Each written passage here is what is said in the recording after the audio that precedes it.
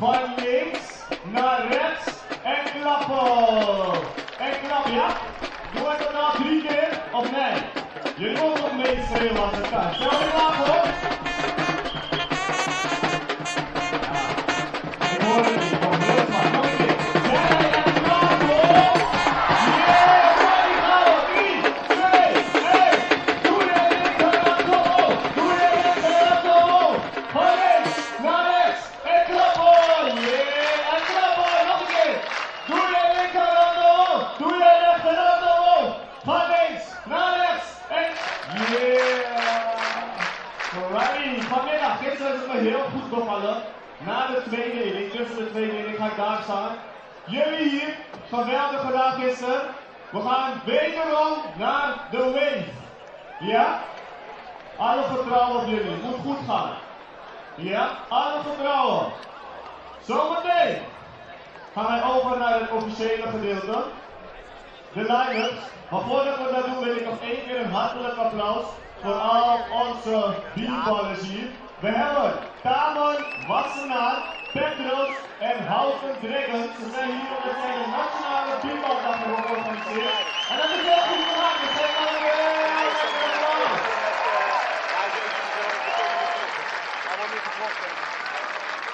Nou ja, hij is niet voor de... Yes, we gaan nu al wat van jullie. We een mooi feestje. We gaan even naar het officiële gebeuren en dan zie jullie vlak daarna weer voor de eerste bal. Hier dan.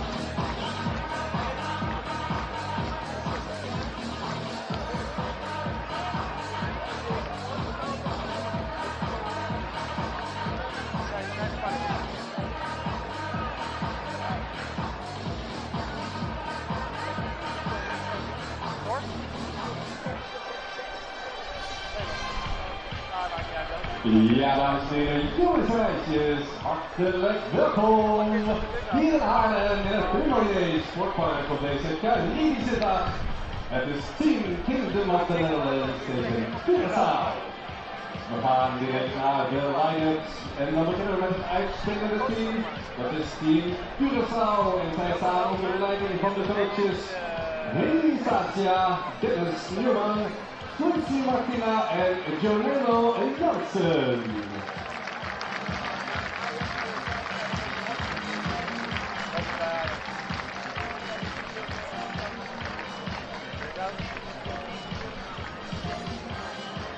En dan de heren die we gaan zien op het veld. We beginnen bovenaan de slagvolgorde. Het is middenvelder met pak nummer 2, Sherman Lacroix. Linksvelder met pak nummer 4, Rachel Carolina. Korte stoot met pak nummer 1, Kevin Severina.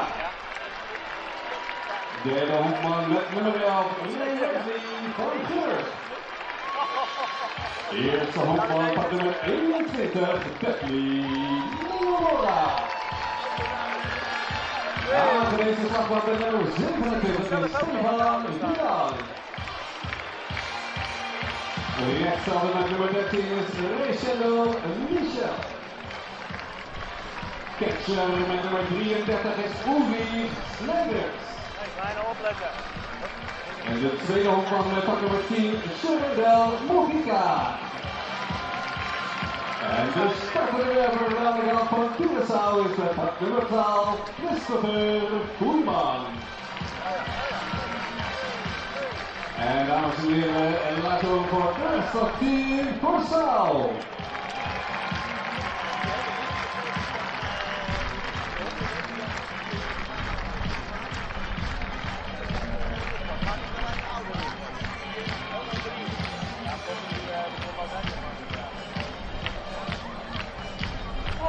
stellen nu graag voor aan het team van Kingdom of the Netherlands. De coachingstaf, de manager Evert-Jan en Hoen. Aldo Martinez, Benjamin Keizer, Jack Smith en Robin van Doorsbeek.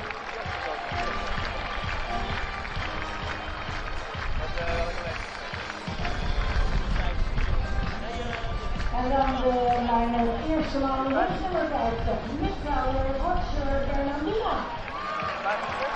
Tweede man, nummer 15, Theo van Charlotte Kok. Derde man, nummer 25, rechtsvrouwer Denzel Richardson. Vierde man, nummer 13, persoon van Jeremy Kroger. Vijfde man, nummer 28, catcher Signar Blomstok. De zesde man met de nummer 7, de aangewezen van Kemp. Zevende man, nummer 5, Portestek, Jonathan Polonius. Achtste man, nummer 12, middenstouder Bianchino Trump. De negende man, nummer 22, de roofman Kevin Josefina. En de startbewerker voor de Kingdom of the Netherlands is met de nummer 39, Sharon Marties. Please now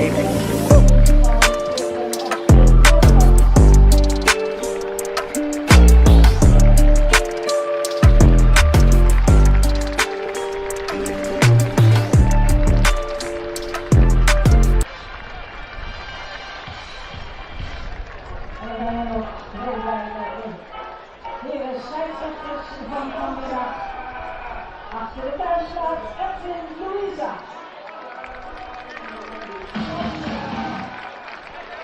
Achter de thuisplaats met Louisa naar Nick Elshoff. Eerste hond Marek de Dieper. Tweede hond John Beltman. En derde hond Edwin Louisa.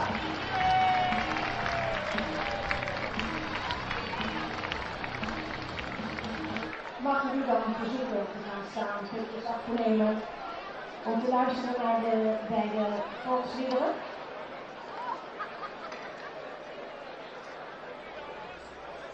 We beginnen bij het volkslied van Curaçao.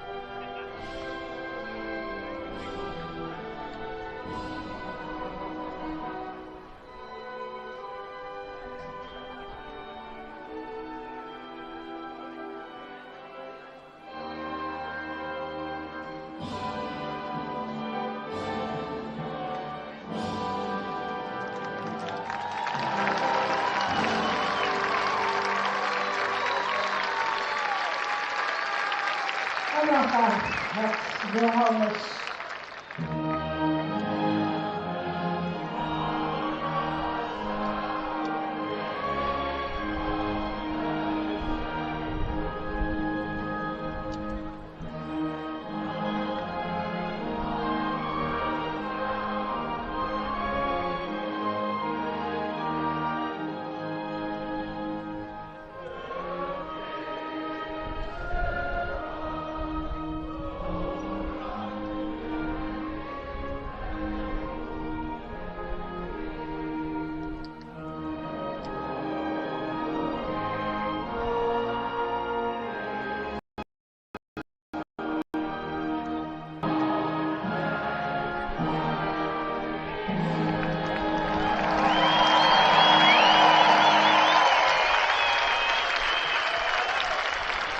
Ook vanmiddag wordt weer officieel gezorgd door Curaçao and Kingdom Pieneman, Jeanette van Brunnen en Marco Stolvenaar.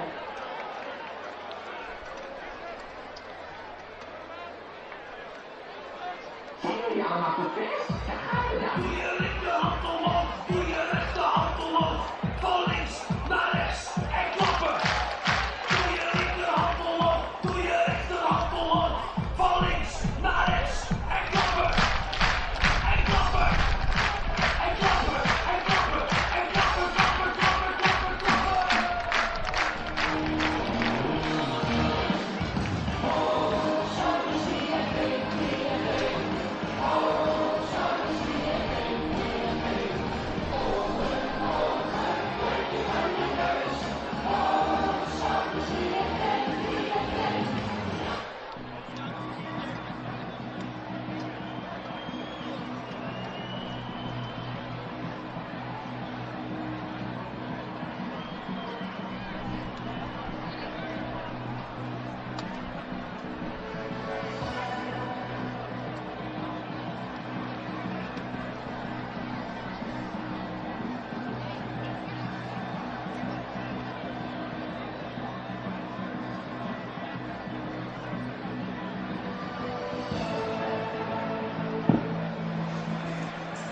En yes, daar ben ik weer. Wij gaan beginnen over een aantal minuten, maar voordat wij kunnen beginnen, gaan wij wederom over naar het gooien van de eerste bal. Hiervoor hebben wij vandaag staatssecretaris van Sportrelaties, Koninkrijk Sportrelaties, yeah. Mevrouw van Huffelen. Ontvangen met een applaus.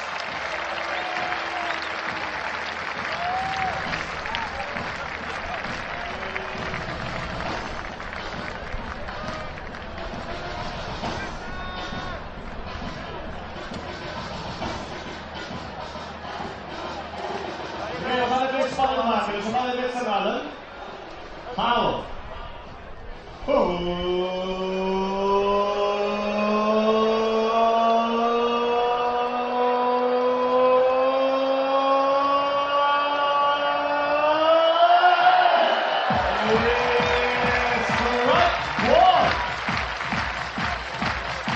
Lieve dames en heren, we zijn er zover. Ik zie jullie in het midden, na de eerste helft van de tweede inning, hier op het dugout. En dan gaan we er nog een mooie feestje van maken. Fijne wedstrijd voor jullie allen.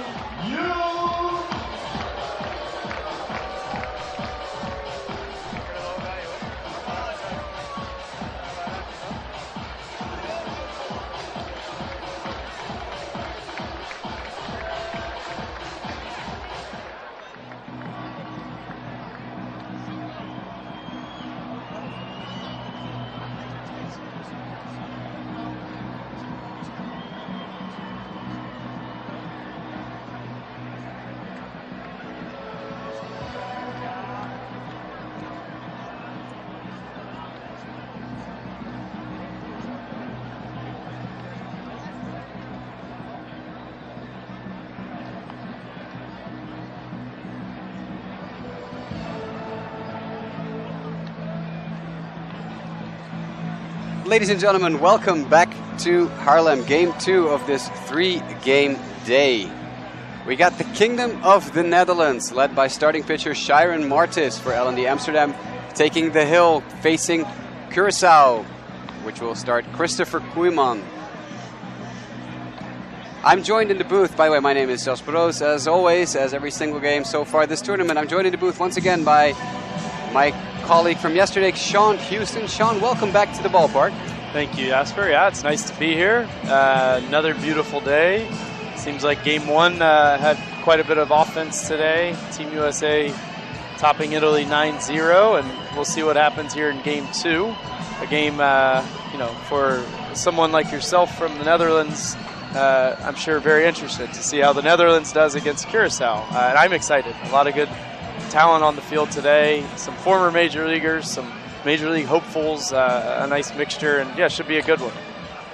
The Netherlands, Kingdom of the Netherlands, playing in powder blue uniforms. This is a first.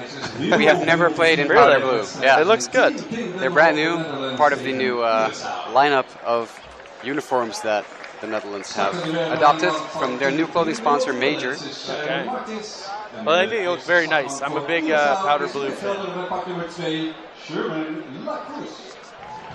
Yeah, the Royals, I think, in the majors have some excellent yeah, that's right. They powder do. blues. But now we do too. Sherman Lacruz. That's it. Will lead it off. Player for the Santa Maria Pirates in Curaçao. Outfielder with number 2. He faces Sharon Martis. And we're underway with a 87-mile-an-hour pitch just above the strike zone for ball 1. I don't know who you all paid off, but whoever you did for the weather, it's amazing because you guys got some really, really nice weather yesterday and today. I was looking at the forecast. Next few days look really nice.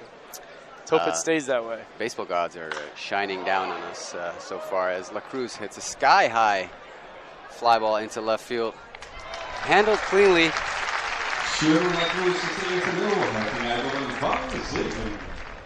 Caught in left field by... So that's a home run.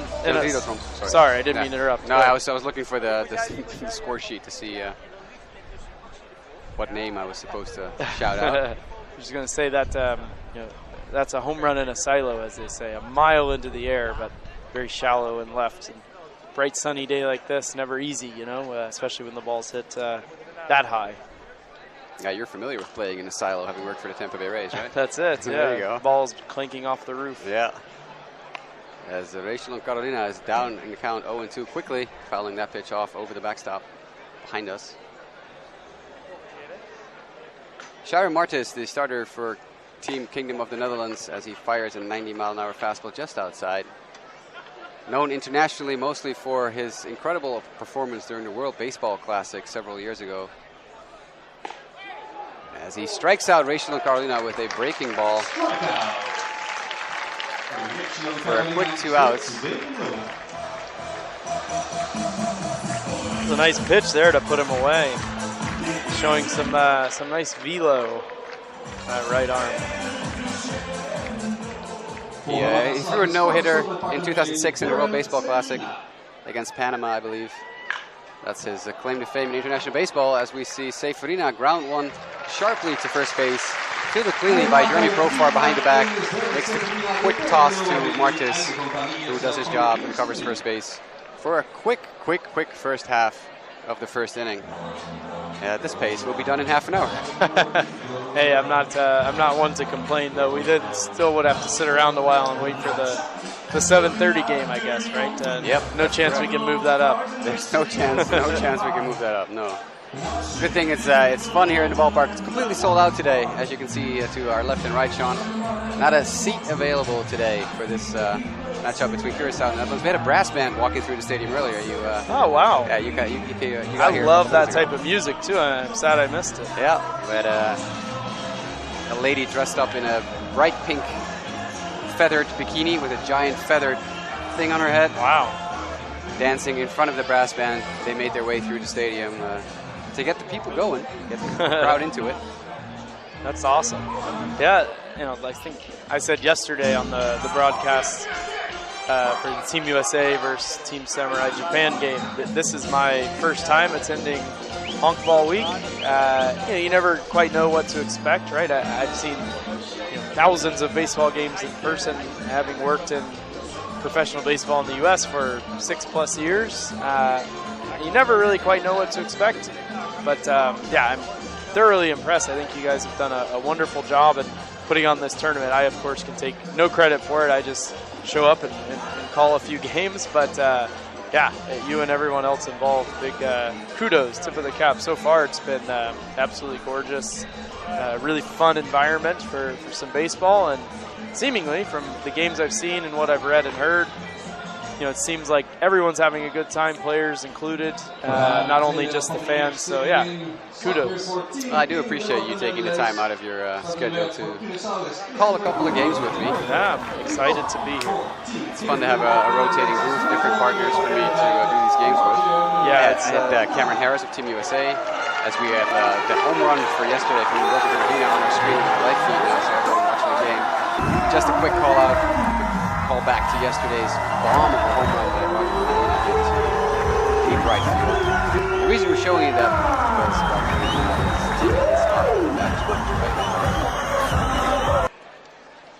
the veteran 38-year-old outfielder made several diving plays yesterday in the outfield and hit a 3-run home run to break open the game against Cuba, which ended in a 5-1 defeat for the Cubans and a 5-1 victory for Kingdom of the Netherlands. Not a bad day, huh? Not a bad day. It was a great ball game. A really great ball game. As Bernardina hits that well up the middle and hits Koeman in the shins. And that'll be an infield hit for Roger Bernardino. So a question for you.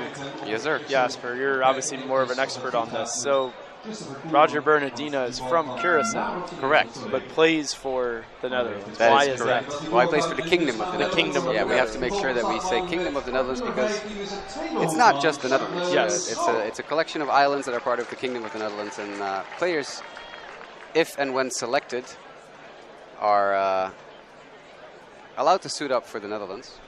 Kingdom of the Netherlands. He's not the only one, of course. No, there's multiple. Yeah, Charles Schoop, next batter up, is Yeah. also from Willemstad, Curaçao. I just was curious the differentiation there. It's up to the players. There are some perks to playing for Team Kingdom. Olympic status for one. Got it. Makes sense. Which Curaçao has not yet attained, but if they keep developing the way they have been developing over the last couple of years, that might be in the future, because obviously the Curaçao youth teams are famous for being highly successful. And I was told earlier today that I believe the under-13 Curaçao team qualified for the Little League World Series in Williamsport. Once again, Williamsport obviously the home of the Little League. So we'll have some Curaçao youngsters, some young superstars to be playing in the United States for the Little League World Series in the near future. Always a very good youth program in Curaçao. Yeah, one of my favorite players I've ever seen in the Little League World Series was Jurksen Profar. I loved watching him. I've been a fan of him since then, basically. I remember when he signed, and I was really, really hopeful on his career. Hasn't been quite as successful, maybe, I'm sure, as he hoped. And I think actually might have gotten hurt the other day. He did, yeah. He had a head-on collision with I believe it was C.J. Abrams, his teammate. Oof. Is he okay? He's doing okay, but it looked pretty bad for a second. Yeah. Yeah, Profar's brother, Jeremy, is in the on-deck circle right now, so maybe you have a new favorite player to root for. That's it, yeah.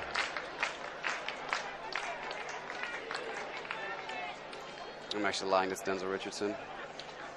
Hold on, let me check that lineup real quick. Yeah, he is in the lineup. Yeah, Profar is batting fourth. I had one batter on my on my lineup sheet as Koeman. He's in the hole. Throws to first base to make sure Roger Bernardina, speedy Roger Bernardina, doesn't go anywhere. Maybe not quite as speedy as he used to be, but still lightning fast. Speedy. Yeah. Lightning fast. And a spectacular defender, as we saw yesterday in the game against Cuba, when he had an all-out dive. And there he goes. And he doesn't need to do anything because that's ball 4 to Charles Schoop. And that makes way for Denzel Richardson, also from one of the islands that are part of the Kingdom of the Netherlands, just not Curaçao. He is from St. Martin. Has been in Amsterdam for a long time. Have you ever been to Curaçao? I have been to Curaçao, yes. I did my honeymoon. Very my nice. honeymoon, yeah. It was very nice. Spent 9 days in Curaçao in mid to late October, which was the weather was it's a good time of year. Yeah, it was unbelievable. Did some snorkeling. That's awesome. Met the famous sea turtle that they have swimming around Klein Curaçao, the small island just off of Curaçao, where we did a day trip with a catamaran. Ah, very nice. Yeah, I highly recommend going to Curaçao. It's a gorgeous, gorgeous island. As that pitch for Koeman is in the dirt. Nice block there by Snijders. Yeah, I'm a big fan of the Caribbean. Growing up in Florida, it's not far, right? Very easy, quick to get to. Never been to Curaçao, though. Highly I would love recommend to. It's a long way to go from here, but maybe next time I'm totally back in the U.S., I can swing over. Swing a right easier. over. As Koeman fires an 83-mile-an-hour pitch high to Richardson. Ball 2. Richardson, one of the more dangerous hitters in this lineup that is stacked with dangerous hitters for Kingdom of the Netherlands. Oh, and we have a mound visit already. Yeah. Koeman struggling. Been pretty erratic so far, and you saw the catcher Snyder's a couple of times stand up and kind of motion out as if to say, "Come on, let's let's get going here." You never want to start a game like that, right? No, that's definitely not. Interesting story to tell you about the question you asked before. Jeremy Profar, who is currently in the on-deck circle, was listed originally on the Team Curaçao roster, the preliminary roster that was published like 2 months ago. But our first instinct was that he would not be playing, he would not be suiting up for Curaçao, because that would mean that he would lose his Olympic A status with the Kingdom team. Interesting. So we had a hunch that he would show up here to play in orange, or today, powder blue. There you go. I do like these uniforms, though. They got the nice little Yeah. stripe running down the pants on the side, on the hips. Are you more of a traditionalist when it comes to uniforms, or you don't mind trying new things? I love trying new things. The new City Connect uniforms we've seen in MLB over the past season and a half, some of them are just absolutely beautiful. Some are better than others, but some I like are definitely the idea. better than others, yeah, absolutely. But I do really like... I was worried because New Era, especially the hat factory, has been putting out some god-awful hats. They have, yeah. Oh, that ball gets away from Snyder's. That was way outside. Koeman really struggling to get a handle on his pitches, to get a grip on the ball, I guess. As he blows a bubblegum bubble, walking back to the mound.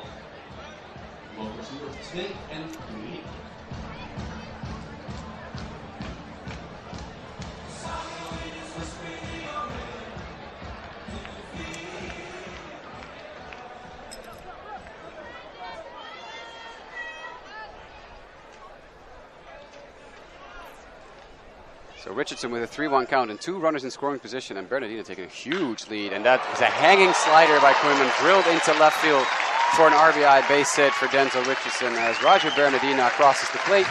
And it's 1-0, Kingdom of the Netherlands.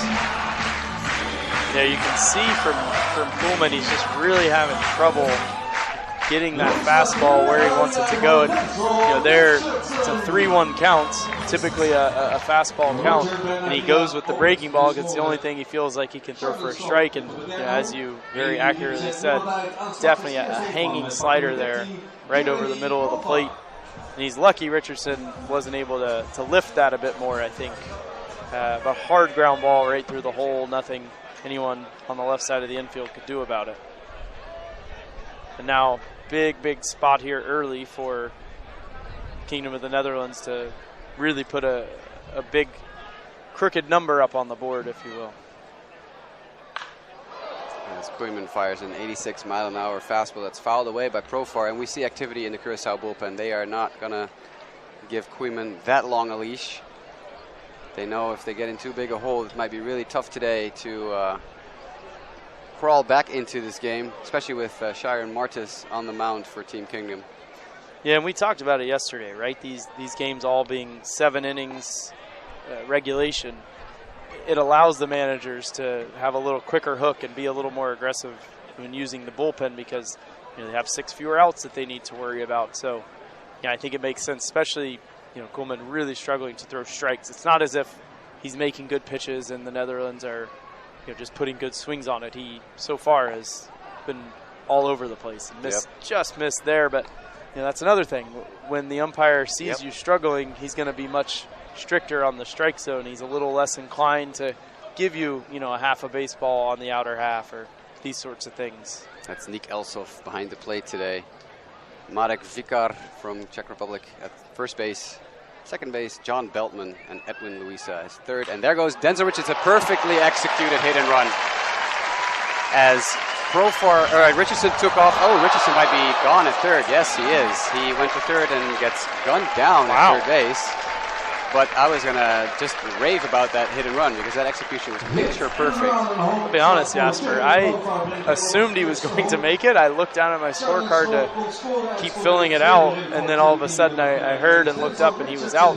In a hit and run, that's pretty impressive to still be thrown out at third base. It had to be one heck of a throw from the right fielder. Absolutely, because Richardson is not a slow runner at all. No. He may have underestimated the fact whether or not there was a throw coming or missed the sign from his coach. I don't know, but what happened was Richardson took off, pulls the second baseman towards second base, enlarging that hole at second base, And Profar executed it perfectly by slicing it into right field as Profar fakes a steal. That was beautifully executed, absolutely. You got to imagine that a lot of these kids, a lot of these players from both teams know each other. Oh, for sure. And a lot of them are, some of them may have even played together.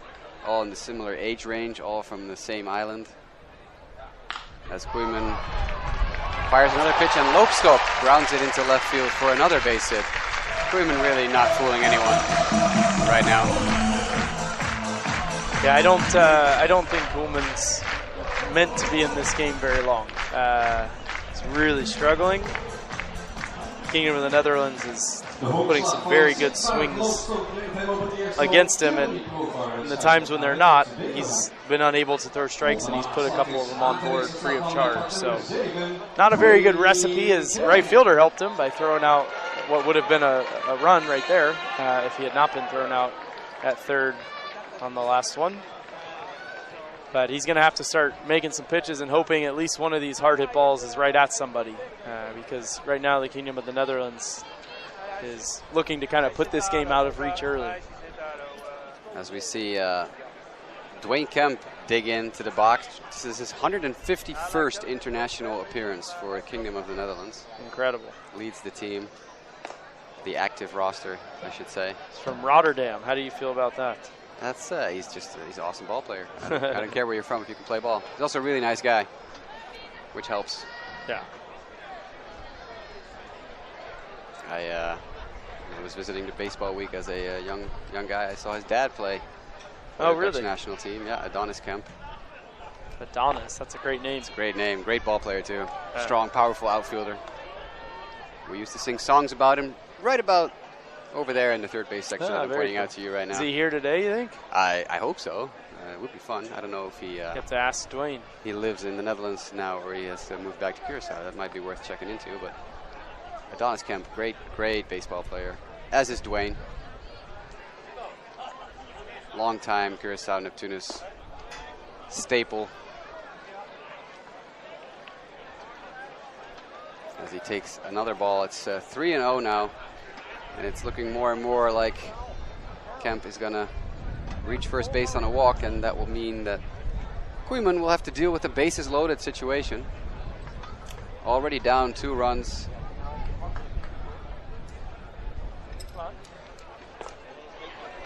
As that is an 84-mile-an-hour fastball.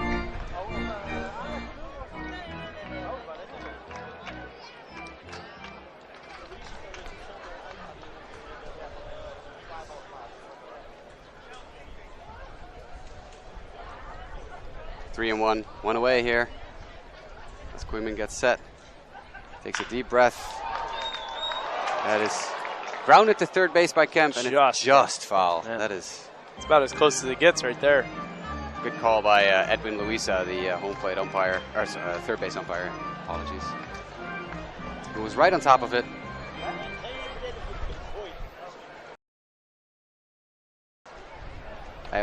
I see that someone in the Curaçao bullpen has taken off their jacket now, their warm-up jacket. They were already throwing before, standing at the entrance/exit of the bullpen cage in right field. So I would assume if Kemp reaches, maybe even if he doesn't, that this might be Koeman's last pitch of the day. 3-2 count, 1 away here. Unless he gets a double play. Pitcher's it best friend. It might still be. Might still be, yeah, but never know. As that is ball 4 as Kemp checks it up. That pitch was high and tight. Well,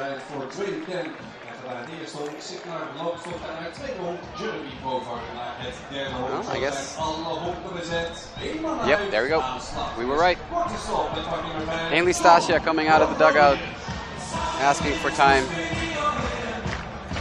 Points towards the bullpen. We get a right-handed reliever.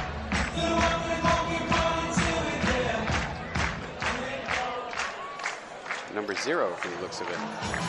I always enjoy a good number 0 in baseball. That would be Temesh Laurens, who plays for the Willemstad Royal Scorpions. He played in the Netherlands just last season. Oh, really? Played for, I believe, Quick Amersfoort. Is it common for guys to go back and forth, kind I would of? assume so, yeah. Okay. I would assume so. His brother still plays with Quick in Amersfoort now. Here's your song. Yep, here we go. We got the dance going. And our German friends to the left. Oh, I should tell you this story, by the way, about these Germans. Yeah. Yesterday, after the last game was over, about 30 or 35 minutes after the game was over, I'm still working here in the press box, and I see the side gate to the field open, and this large group of Germans all wearing the same baseball jersey walks onto the field, taking a group picture from the mound of the field here, while the grounds crew were working on covering the field with tarps for the night. They asked the grounds crew if they could hold off on covering the mound so that they could take a group picture Oh, wow. in the center of the diamond. Did they let him? Yeah, of course. Ah, nice. Of course, yeah. Very nice. I'm not going to say anything goes here and everything goes in Haarlem, but Most things. there's How a about that? lot. There's a lot that we allow for, you know, the enjoyment of your stay here. Especially if you ask nicely. That gets you along. Yeah, of course. And they've been fantastic. This group of German fans to our left have been absolute addition to the tournament.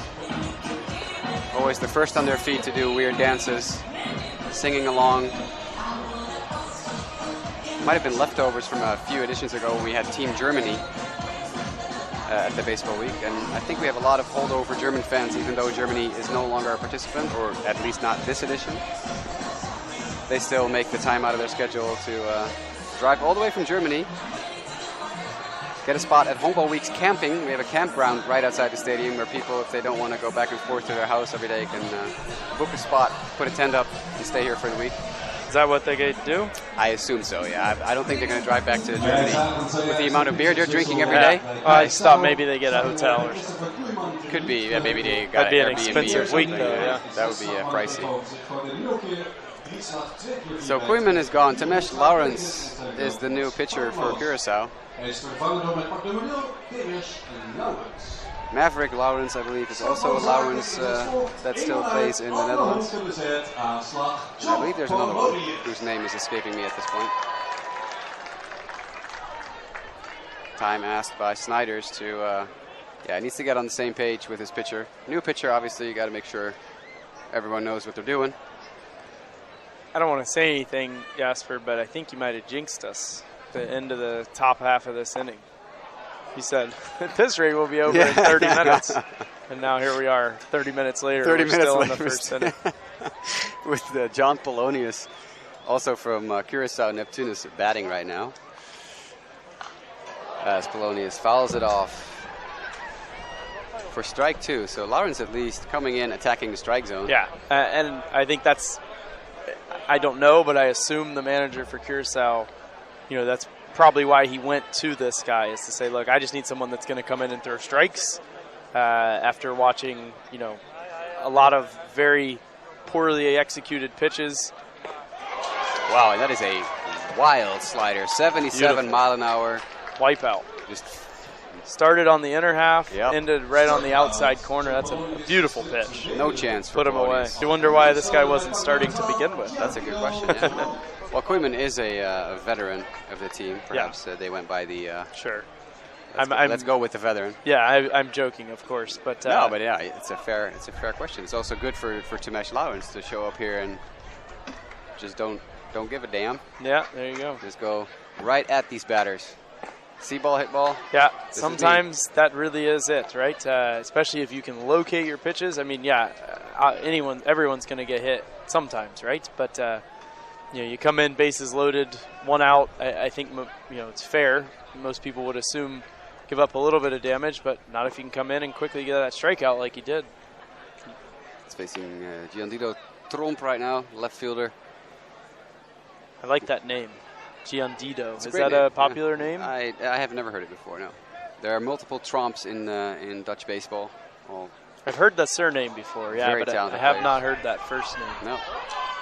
Yeah, that pitch looked good. You hear a couple of oohs and ahs from the crowd. Not sure where that one was, and you see the pitcher. Yeah, he's he's asking, asking, was it that high? high? Yeah. Looks good. Looked good to me, too.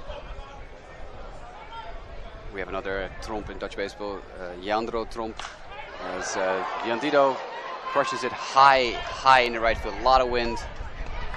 but hauled in professionally by Michel, the outfielder for Curaçao. Great job by Lorenz there. You Yeah. gotta tip your cap. Came in, as we said, bases loaded, 1 out, very easily could have gone from 2 runs to 4 or more, and he did a very good job of keeping it, minimizing the damage, and quickly, efficiently getting out of it, getting 2 quick outs. So tip of the cap. I think Kingdom of the Netherlands obviously happy to get a couple of runs, but man, it certainly could have been a whole lot more. We had an out made at third base.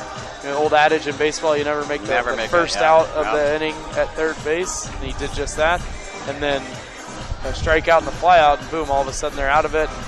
If you're Curaçao, maybe take a deep breath and hopefully you can reset, right, between innings and come out here and maybe do a little bit more than you did in the first inning rather, against the Netherlands starter. And now you have to wonder whether or not that long layoff from pitching. It's a good question. Former Washington Nationals pitcher is Shiren Martis. Made it to the majors.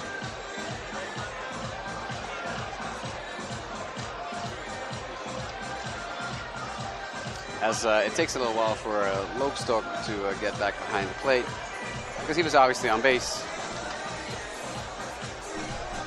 So we saw Shu Kramer do some backup work for him. But Loopstok has gotten the tools of, was it the tools of ignorance? What was it called again? I don't know that I've heard catching gear. I don't know that I've heard that. I think it's called the tools of ignorance. They didn't do what the Team Japan did yesterday. Remember? No. They let 4 Loopstok guys do it came all out himself. and dressed him on the field, which I don't think I'd ever seen that before, but I love it. Yep. If I ever coach baseball, I'm going to instruct the team to do that. His first pitch by Martes is low and outside. A lot of really good names in both of these lineups. We have a Ray Windley, a Ray Shondell. Ray Shalon. Ray Shalon, yeah. Right there. Yeah. How did I miss that? Yeah. It's one of my favorite plays in the Curaçao. Shurendell. Yeah. Big fan. Shurendell Mejica, of course, I think also a one-time member of Team Kingdom of the Netherlands. Veteran of Curaçao baseball. As Martis winds and delivers, and Van Gerp crushes it high and behind us, on top of the roof of the VIP box. And Souvenir, that gentleman, immediately hands it over to his son. That is a gorgeous moment. Oh, grounded to third base, snared, and the throw is not in time. That was closer than I thought it was going to be. Off the bat, diving stop by the third baseman. The ball even got away from him a little bit. He had to get up, get the ball. I think if he hadn't bounced it 5 or 6 times, he was able to maybe one-hop it to first. He might have had a chance to get him, but Van Gorp just beats it out for the infield hit. I was waiting. I was holding off on announcing the safer out call because I noticed that our split camera was a second behind. I didn't want to spoil it. Okay. Look at you. Well, I've gotten yelled at for spoiling too much earlier in the week, so. Okay. Most of the sync issues have fortunately been resolved. We've been really enjoying producing this live stream so far, yesterday and today. As Dudley Leonora, also a longtime member of Team Kingdom of the Netherlands, digs in, and he already made the decision whether or not that was a strike or a ball in advance, shaking his head. 2-0 count with a runner at first for Curaçao. Yeah, it was a great stop at third, though, by Kevin Josefina, who had a tough game yesterday. Struck out twice on very few pitches. Pretty small strike zone by the home plate umpire. Gotta say, I think yesterday maybe a little bigger one of the only 2 games that I've seen. Do you know this umpire well? Not well, no. I know he's been around for a few years. Wasn't sure if he had a reputation, some umpires do. I'm not aware of a reputation for this guy. No, I do not. We did have a ceremony earlier today prior to Game 1. Oh, there goes the runner. It was a hit and run, but the ball is fouled back to the screen by Dudley Leonora. So Curaçao definitely trying to make something happen here. Yeah, I think, you got to, right? Just as the 7 innings allows the managers to be a little more aggressive with the bullpen. You know, same goes when you're down a couple runs. You have 6 fewer outs to work with. You have to try and make something happen every now and then. All right, that ball is hit right back to Sharon Martis, who picks it up and throws the batter out. Looks like it might have hit him like in the calf, which I guess is about as good a place as you can get hit. And the Kingdom of the Netherlands pitching coach comes out to ask him, "Are you okay?" And he gives a thumbs up, so all good. Yeah, the ball, hard hit, but I wouldn't say an absolute laser, and thankfully Martis is okay. Runner does advance to second, so Van Gorp now in scoring position, and that will bring up Steven Vidal. Is it Stefan or Steven? That's a good question. I haven't asked. Stefan? Stefan, let's go with that. What was the name of the SNL character again? Yeah, Stefan, right? Stefan, yeah. There you go. Spelled differently, but yes. Yeah. As Martis pumps a strike in. I think actually on the, I don't know if it was a popular show here, Family Matters. Do you remember that TV show? Yes, I do remember Steve it. Urkel and Stefan Urkel. That's right, yeah. Did I do that? Yeah, Stefan was like his cool alter ego. Anyway, enough about that show. No, that's a great show. It's a great show. As we have a little bit of a break in the action. Need to get that the foul ball kicked all the way out into left field. The shortstop had to go get it and hand it to the ball boy, but allowed the home plate umpire to get a new set of baseballs, so everybody using that time as wisely as possible. 0-2 the count. Just missed. Oh, Martis wanted that. Martis wanted it, yeah. You're right, though. It's a mailbox strike zone It so far is. today. Speaking of a mailbox strike zone, are you familiar with that? I think it's a really old video where they made, I think it was Randy Johnson, throw pitches into a mailbox. No. And he threw like 15 out of 18 Wow. in the mailbox slot. It was incredible. Yeah, Look I that up. really don't think people who haven't been around high level athletes really understand just how good they are in any sport. Oh, that ball gets away from Loopstock all the way to the wall. It means runner moves up a base. Like we were talking about earlier, right? See ball, hit ball, and then the U.S. and a lot of places, Curaçao and others, people grow up playing baseball, so most people have played baseball. And so they're like, oh, I can do that, but you have absolutely no chance against a high-level baseball player. Yeah, the hardest thing in sports, I think, is hitting a baseball against a professional pitcher. Well, in general, like it's not an easy thing to do. Yeah, I mean, the amount they can make the ball move while going 90+ miles an hour. 88-mile-an-hour fastball there by Martis on the outside. Black. Strike 3 for Vidal. So he got the call that time. He did not get it earlier in the at-bat, which, I have to go back and check the video, but they look to be in almost the same exact spot to me. And he got one. He did not get the first one. But he does get the strikeout, and Vidal is the second strikeout victim of today. And here comes a great name, Ray Chandal Michel. Playing right field today for Team Curaçao. Willemstad Wildcats. I love a good alliteration. Yeah. It's a double one, too. Triple one. Well. And he drills the ball into left field. Tromp is there. And he will make the catch for the final out of the inning. So Martis labored a little bit in this inning, much more than in inning number 1 when he breezed through the top 3 hitters of the Curaçao lineup. Should we play some ads? We can. Do we have a little video, perhaps?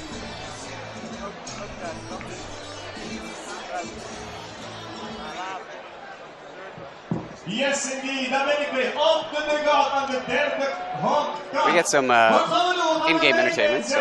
Heel simpel. We beginnen hier. We gaan helemaal die kant op tot het einde. Maar dat betekent niet dat jullie niet meedoen.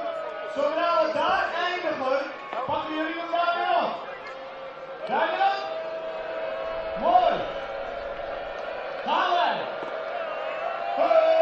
10, 9, 8, 7,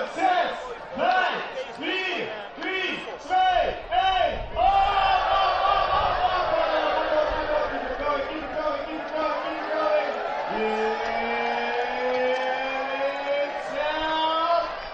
Oh, yes, yes, yes. Oh, no, no, no, no, no, no, no, no, no, no, no, no, no, no.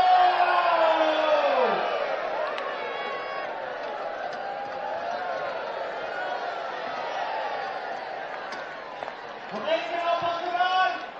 Yeah.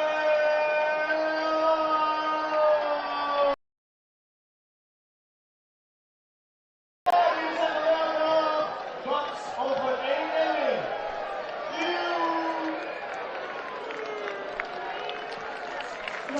1-1. As Ruli Henrik once again with the in-game entertainment. Ruli Henrik, center fielder for L&D Amsterdam Pirates, in charge of crowd entertainment during this baseball week, I guess. We've seen him several times already. As Kevin Josephina digs in, still hitless on the tournament in his third international appearance. I kept saying second yesterday, but this would be number 3. I thought it was his debut yesterday, but I was wrong. It was his second one. When was the first? The day before, but I was busy during the game, so I didn't watch it, so I didn't know he played. Ah, okay.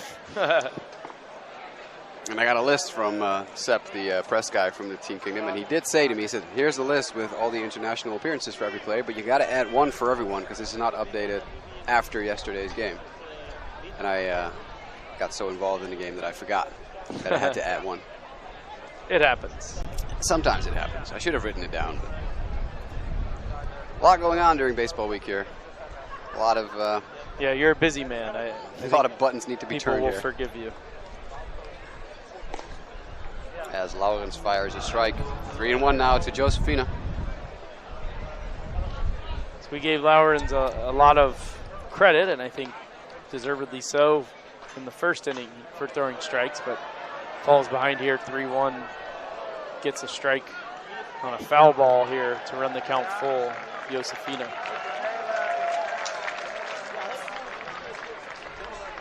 So we've got 9-1 and 2 due up for the Netherlands here.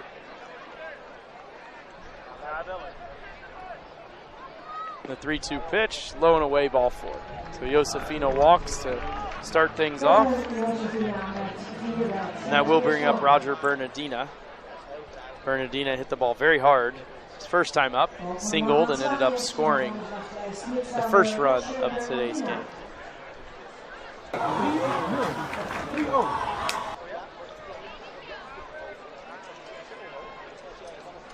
Wind really picking up again. Hasn't really had an influence yet on the games, but it's been exceedingly windy for the last couple of days. So Josephina takes his lead off at first, and Bernardina watches it pop into the dirt by his ankles. Oh, we got the singing. What was her name again? These guys have a name. This is a group that has been visiting Baseball Week for like 30 years altogether. One of them lives in the U.S., and he always comes back. Let me see what this group's name is again. Esquina Caliente, I believe. Yeah, Esquina Caliente. Group of Dutch guys who have been coming to Baseball Week for God knows how long.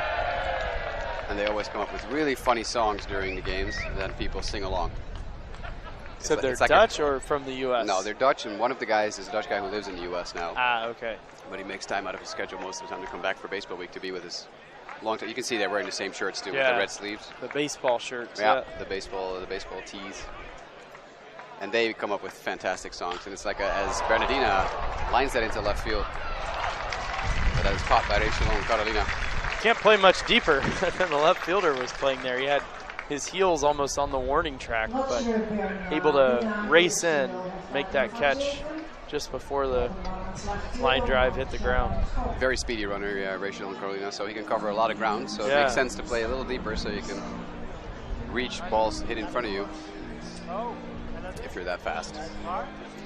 But yeah, so it's like a callback situation with the songs. Like they sing one line and the rest of the crowd sings the same line back to them. And that's how you can do some crowd participation even if people don't know the songs because you just made them up on the spot. There you go. Make it easier for everybody, right? Nice block by Snijders. Yeah, absolutely.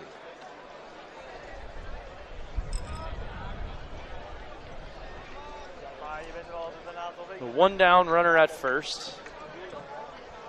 Charlene Scope, the batter. Scope walked in the first inning. Ended up scoring as he takes again outside 2-0. Denzel Richardson on deck, excuse me. Jeremy Profar due up after him. 2-0, Kingdom of the Netherlands on top of Curaçao here in the bottom half of inning number 2. The 2-0 pitch is a called strike on the inside corner. It looked a little inside to me, but home plate umpire says strike. So we've seen quite a few pitches on the outer part of the plate not called strike, so maybe that's kind of the scouting report. He's a little, got him picked off at first, and he is out.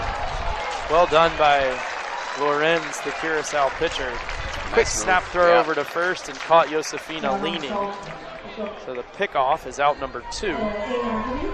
I spoke with Kingdom manager Avery Jonathan yesterday about Kevin Josefina's rough start to the tournament, because he had a really rough day yesterday. Really pushing the day before as well. Struck out twice, really like there was no contest. And now he gets picked off. So Josefina is having a very, very tough start to his international career for Team Kingdom. Yeah, it sounds like it. Very talented baseball player, but according to Avery Jonathan, just a player who just is too eager right now. As Hope grounds it to second base, where it's handled by Mujica. And that retires Hope. Yeah, so Josefina is just is pushing too much right now. Avery Jonathan says he needs to center himself. Needs to just remember it's just a game. Sometimes with young players, you know, that happens, right? It does, yeah. I mean, it doesn't make it any easier in the moment. It's still frustrating, but yeah, sometimes it happens. You hope, you know, as he matures a little bit more. I mean, he's 25. We're not talking about a teenager, but you know, hopefully very soon he'll get a little bit more comfortable. But I mean, you know, you watch the major leagues, you see guys still do it a lot. Some guys are just more prone to making those types of mistakes on the bases than others. As we talked about yesterday, I'm a supporter of the Tampa Bay Rays in the major leagues, and this season specifically, I feel like they've been very poor on the bases, making a lot of outs.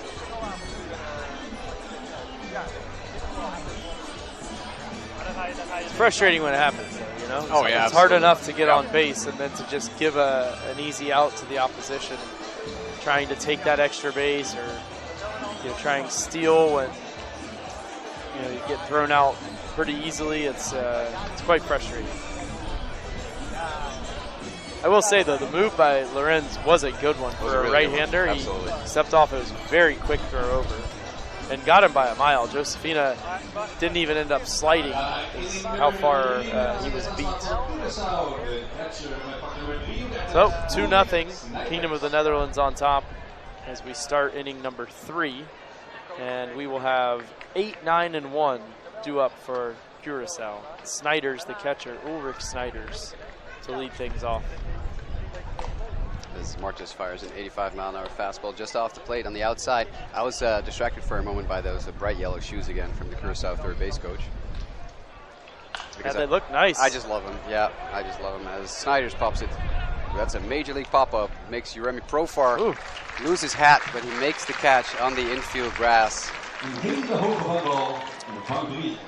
I was going to compliment this coach by name, but his jersey number is not listed on the roster I have, so I'm going to have to find out who the coach with number 18 is, because his shoe game, again, on point. Yeah, he looks slick. He's got the long sleeve, kind of dry fit, whatever, compression shirt underneath the jersey as well with the long sleeves, bright yellow. Pop top sky high in the center field by Sharona Mujica. Caught in center field by Roger Bernardina, one of the best defensive outfielders in international baseball. So that's an easy one for him. I asked Roger Bernardina yesterday after the game if he plans on playing as long as, for instance, Frederick Cepeda from Cuba, who we talked about the other day, who's 42 years old and still performing at such a high level. Bernardina is only 4 years younger. He was like, well, as allows me to continue with a great thing to hear because he's not slowing down. No, I mean, I was kind of half joking earlier when I said, maybe not as fast as he used to be. Obviously, 38 years old now, but I mean, he looks great, right? I'm sure he was a little faster when he was 23, 24, but he's still plenty fast. Fast.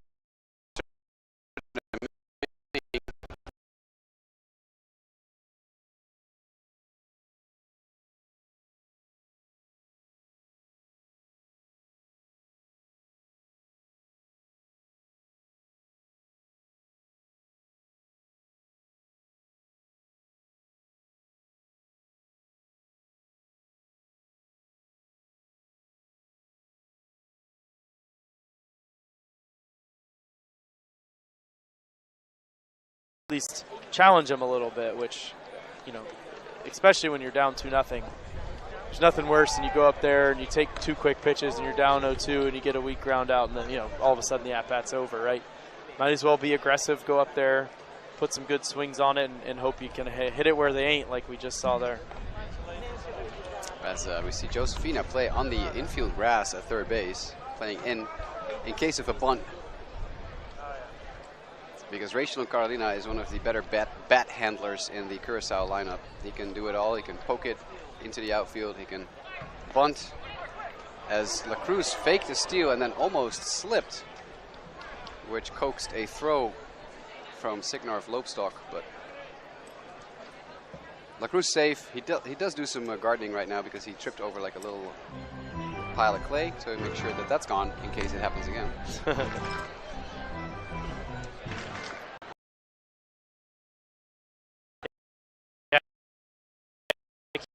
I couldn't tell rather.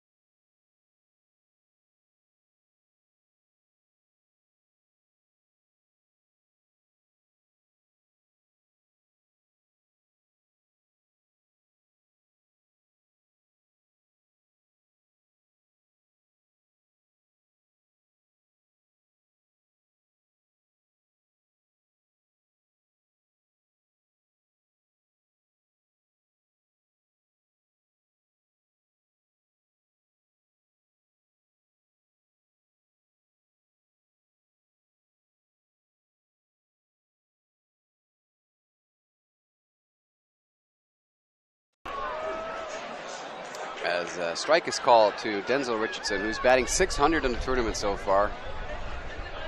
Now with the 1-2 count.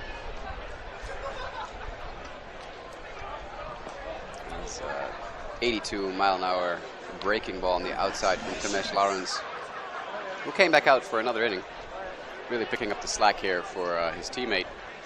Yeah, who struggled in the first inning. That's exactly right, and I think if you're Curaçao manager, you've got to be very happy with what you've gotten so far out of Tamesh Lawrence.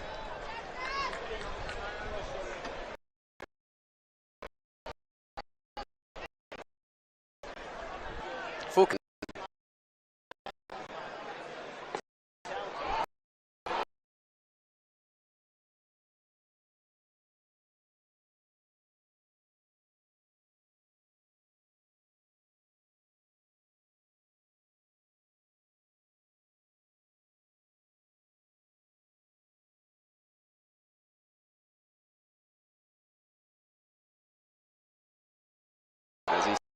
One might wonder if someone tripped over a wire as Jeremy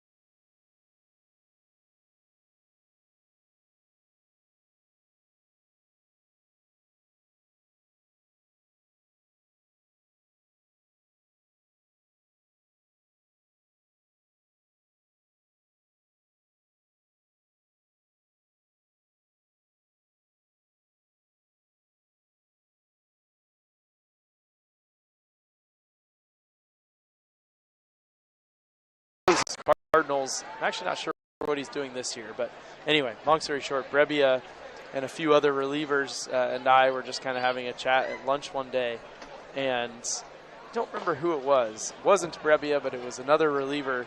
We were talking about how much Brebbia and some other guys really idolized and looked up to Greg Maddux. Looks like you're showing me here. John Brebbia now pitches for the San Francisco Giants. But anyway, we were talking about Greg Maddux, and the story goes one of the relievers said he was at a baseball camp when he was a kid, and Greg Maddux and a few other major leaguers were there.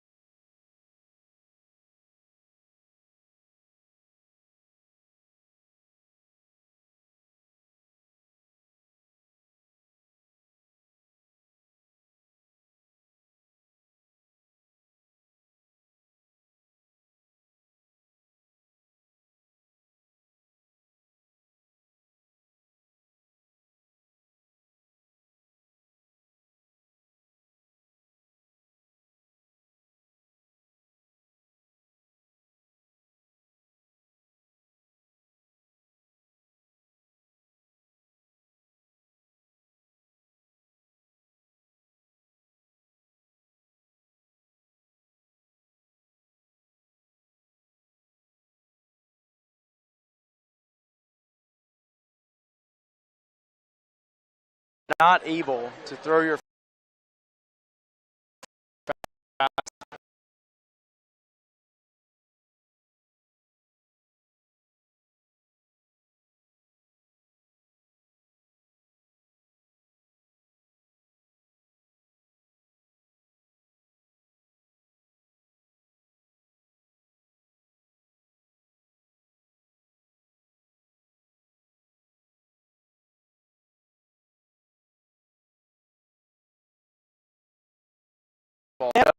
Others too, right? They always seem to have like a very good fourth or fifth starter that obviously wasn't Maddux, Smoltz, or Glavin. Kent Merker as Kitfield away to the wall with the signature hopscotch jump that Kemp does when he hits the ball hard. So you know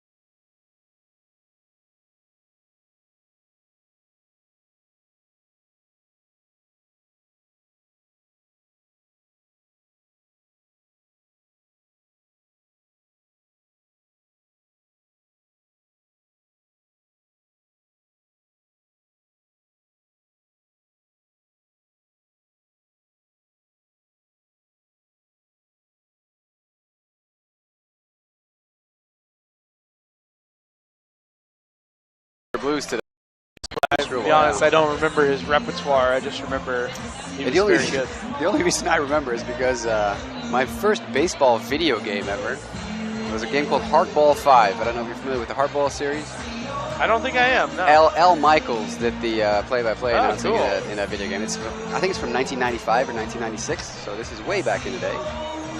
And it revolutionized my way of looking at video games because it, especially for 1995-96, it looked nothing like Ken Griffey's Super Nintendo baseball, which is like the pixely video game. Yeah.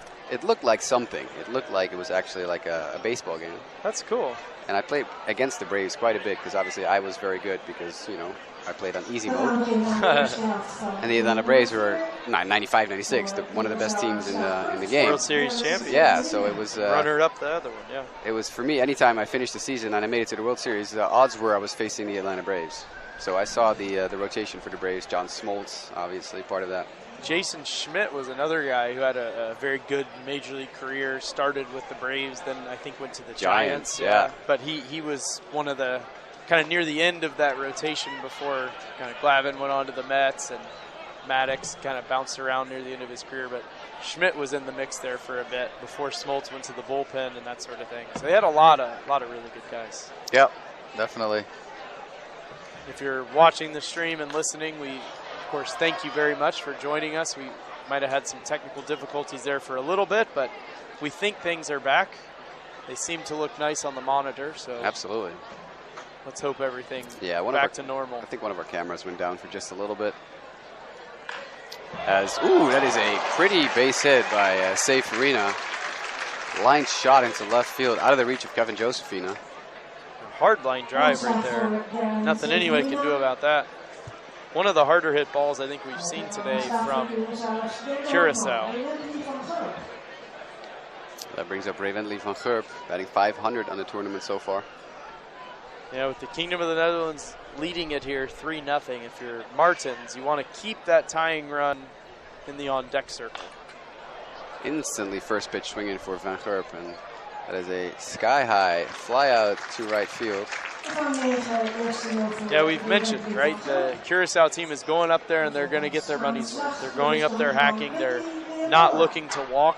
And Martins, I'm not an expert. You know him a heck of a lot more and a heck of a lot better than I do. But, I've seen him throw a lot of strikes today. I assume he's a guy who typically kind of goes after hitters. And so Curaçao, obviously, as we mentioned several times on the broadcast, they know each other well. Both of these teams, a lot of them from Curaçao playing with one another. Leonora from Saint Martin, but playing for San Marino. Where is the San Marino baseball club? It's in Italy. That's what I was going to ask. I didn't want to assume, but. Yep, it's in Italy. San Marino is a dukedom, I think. It's not. Yeah, it's a little it's dot. A tiny it's little like dot. Separate, yeah. It's somewhere. They play in the Italian Serie A. So. There we go. Leonora with a soft hit grounder, but it fit perfectly in between Kevin Josephina and John Polonius. As the runner from first round second a little too aggressively. It was almost gunned down at second base. I do believe, but I can't see from up here, and I haven't seen these jerseys before, that it says Kingdom on the front in the well-known baseball font, the swirly baseball font, which is a first. I don't think we've ever had that. It's always been the Kingdom of the Netherlands logo with the little orange crown on top of it in the logo's font, but this is the real baseball look with the swirly letters. I like it. Yeah, I think it looks really, really good. Yeah, it's a little hard to tell on the stream. Maybe a little easier with when they're at bat. You can see the kind of closer version, or closer look rather. But yeah, kind of similar to those powder blue Royals jerseys. As we get a ground ball to short, out at second for one, easy throw to first in time, and pitcher's best friend. Old school 6-4-3 double play. Leonora out at second, Vidal out at first, and that will retire the side. So Curaçao threatens. A couple of base hits, but Martins gets Vidal, the DH, to roll over on one, and that will end the inning. So we're through 3.5. Netherlands on top by a score of 3-0. I believe Sharon Martins lost a no-hitter in the 9th inning a couple weeks ago here in the Dutch Hoofdklasse, the Dutch Major League. Might have been 2 outs in the 9th when he not only lost the no-hitter, but also lost the lead. Oh, jeez. And that game went into extra innings. I do believe his team ended up winning. I have a vague recollection of that, but you have to understand. So I do the voiceovers for the recaps for the Dutch Hoofdklasse, but I do so many that sometimes all these games kind of like mesh into one. I get it. Yeah, it's hard to remember. So a lot of baseball. Yeah, it's a lot. It's a lot of baseball. We are obviously intimately familiar with watching a lot of baseball, having done play-by-play for over 6 seasons in the minor leagues in the United States. Yeah, they definitely blend together. It's funny too. Sometimes when I'll like think of something and I go to look it up and trying to remember exactly how things went, and I have one kind of memory in my mind, but when you actually look at the box score, like I was way off. Yep, that's not how it happened. Even more impressive that Marco Stovelaar, our resident statistician, official scorer, and general oracle when it comes to baseball, I have not been able to ever find him saying something that is not factually correct when it comes to baseball history. It's impressive. Able to pull factoids out of thin air from 40, 50, 60 years ago sometimes. Few people in the world know more about international and Dutch baseball than Marco Stovelaar. We're lucky to have him. We're very happy to have him.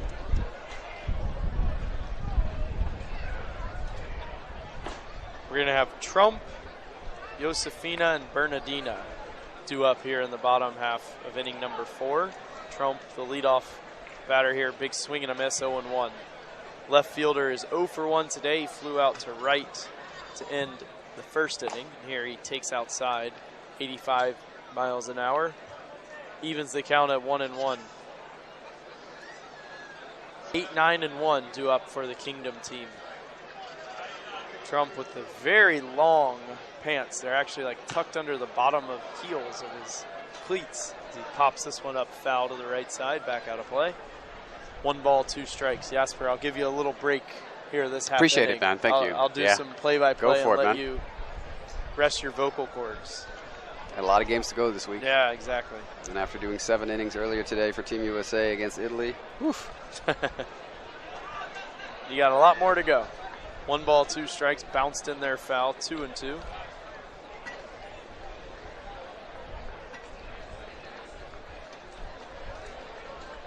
Trump, a native of Aruba, plays for Curaçao Neptunus. Yeah, that's Club just sponsoring. Yeah, in case it's that's a confusing scenario. But Curaçao, the tourism board sponsors okay. Neptunus from Rotterdam. Got it. Okay. So that ball is flied to right, easily run down by Michelle. 1 down, and here comes Kevin Josefina. So what you're saying then is the Curaçao Neptunus team is in Rotterdam. Correct. Got it. And they're sponsored by the tourism board for Curaçao. They also sponsor Ajax Amsterdam, one of the best soccer teams in the world, if you ask me. No, they are, absolutely. On the sleeves of, one of the sleeves of the Ajax jersey, it says Curaçao, and that's the Curaçao Tourism Board. Big swing on the very first pitch to Josefina, skied into the straightaway center, and an easy catch for La Cruz, and that's 2 quick outs. 2 out, nobody on. Order will flip over, and here comes Roger Bernardina. Bernardina hit the ball hard twice today. A single, scored a run in the first. He's also lined out to left field. I can't wait for Curaçao to put number 9 in the ball game. His name is Roderick Bernardina. That's going to throw you off. That is, yeah. Not related. I was going to ask. Any relation? Okay.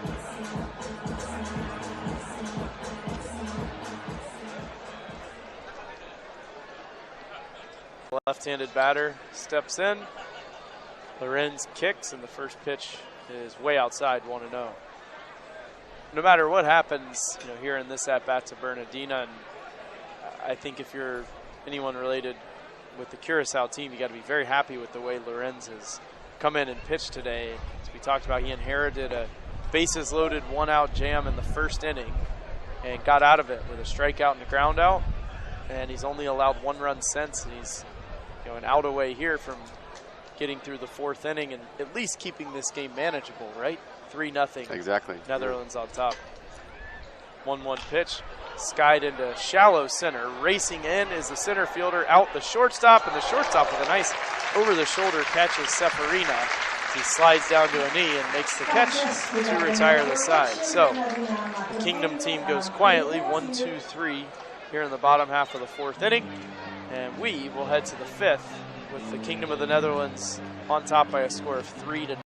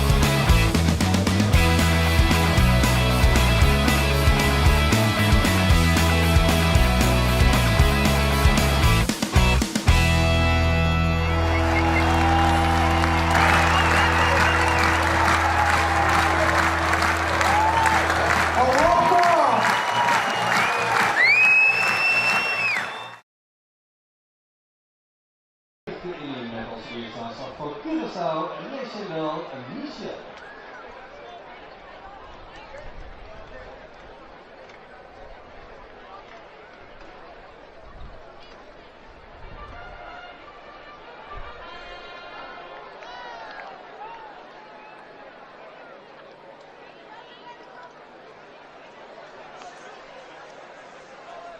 We start the top of the 5th inning. Netherlands on top 3-0. First pitch on the way to Raychandel Michel, and it's a called strike 0-1. Martins working very quickly. Goes again, nice breaking ball. Called strike 2. Tried to check his swing, but was unsuccessful to the point that umpire Nick Elshoff was pretty sure he could make that call on his own without any help from the first base umpire. Yeah, now the 0-2 chopped right back to the pitcher. Martins fields, takes a couple of steps towards first, and lollipops a throw in time to get Michel one down. Here comes Ulrich Snijders, the catcher, and he's batting 8th today. And we'll see Shurendel Mujica do up 3rd here in this top half of the 5th inning. Curaçao running out of outs, as we mentioned, 7-inning ball game. All the games in this competition, regulation at least, we've seen at least one extra inning game. How many so far? Just the one. Okay. Yeah, just the one. First pitch called strike 0-1. Yesterday, Team Japan beat Team USA in the 8th inning, which was an extra inning. Final score 1-0. Pitcher's duel as Martins misses low, 2-0. Martins popped out to first, and he led off in the 3rd inning. Big right-handed batter, Snijders. Big right-handed batter, and it's a big swing and a miss, does Martins.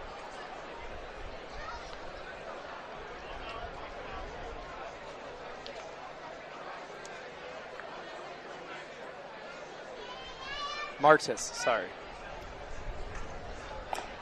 Oh, that's nasty. The 1-2 pitch is waved at and missed. Beautiful pitch, as Jasper said. 4th strikeout of the day now for Martis. 81-mile-an-hour slider right there. Frisbee slider.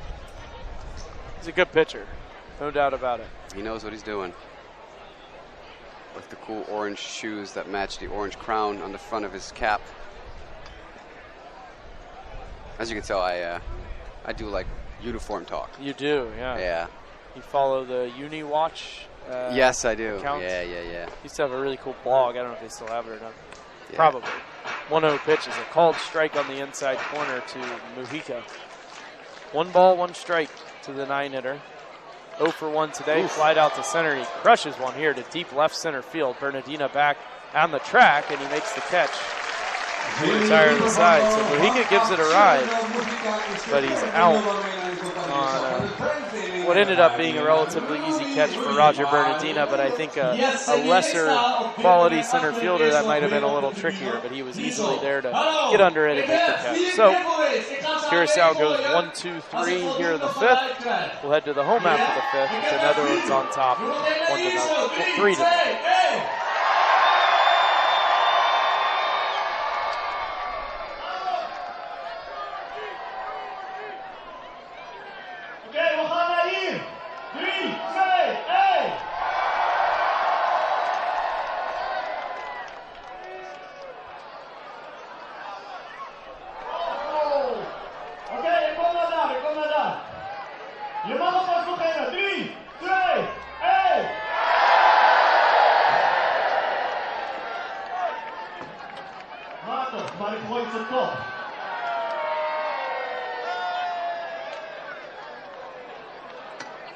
Oké, en de laatste gaan naar de zijtribune.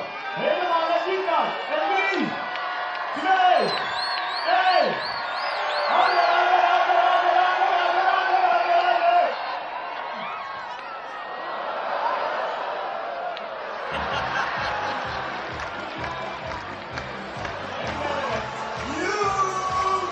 We don't have a t-shirt cannon here, but we have a guy throwing stuff into the crowd. So we'll refer to him as Rudy the t-shirt cannon from now on. Yeah, there you go. And it was like a cardboard box with some compression socks in it. So not It's not the softest thing to catch. no, not the softest or maybe not the safest either, but hey, everybody seemed to enjoy it and avoided injury. We're heading to the bottom half of inning number 5. Charlene Scope will lead it off for the Kingdom. 2, 3, and 4 due up. Smash Lawrence still on the hill. This pitching performance reminds me quite a bit of that of Joseph Gonzalez this morning for Team USA, or earlier this afternoon, I should say, who came in for starter Hunter Elliott, as that is a strike, with the bases loaded in a jam and needed one pitch to get out of it, similarly to how quickly Tamesh Lawrence got out of his jam when he took over for Koeman earlier. And then Gonzalez basically just didn't really have much of a problem with anyone in the Italian lineup, in the same way that, well, I'm not going to say that Lawrence doesn't have any problems with anyone, because he's given up a couple of hits and a run, but he's not looking as completely overmatched like Koeman did earlier. Not at all. It's amazing what happens when you throw strikes, right? 0-1 the count as Lorenz had to fix his jersey, tuck things in. Now he fires and misses low and away. 1 ball, 1 strike to the Netherlands second baseman. 0 for 1 with a walk and a run scored today is Scope as he takes a big hack here. Falls behind 1 and 2. Any relation to Jonathan Scope for Yes, Charlene? it's his brother. Jonathan Scope, of course, the major leaguer. Plays second base for the Detroit Tigers. Yeah. As Charlene Scope plays for LND Amsterdam. They made it to the Holland Series last year, played Curaçao and Neptunus for the national championship, and as that ball goes foul Off into the the backstop. top of the screen, yeah. And Jonathan Scope actually visited the Holland Series in October to watch his brother play. I was doing a play-by-play with Seb Visser for the live stream for, I think it was game 2 or 3 of the series in Rotterdam. And all of a sudden, you see people, you see heads turn, people are elbowing each other in the ribs, like, look over there.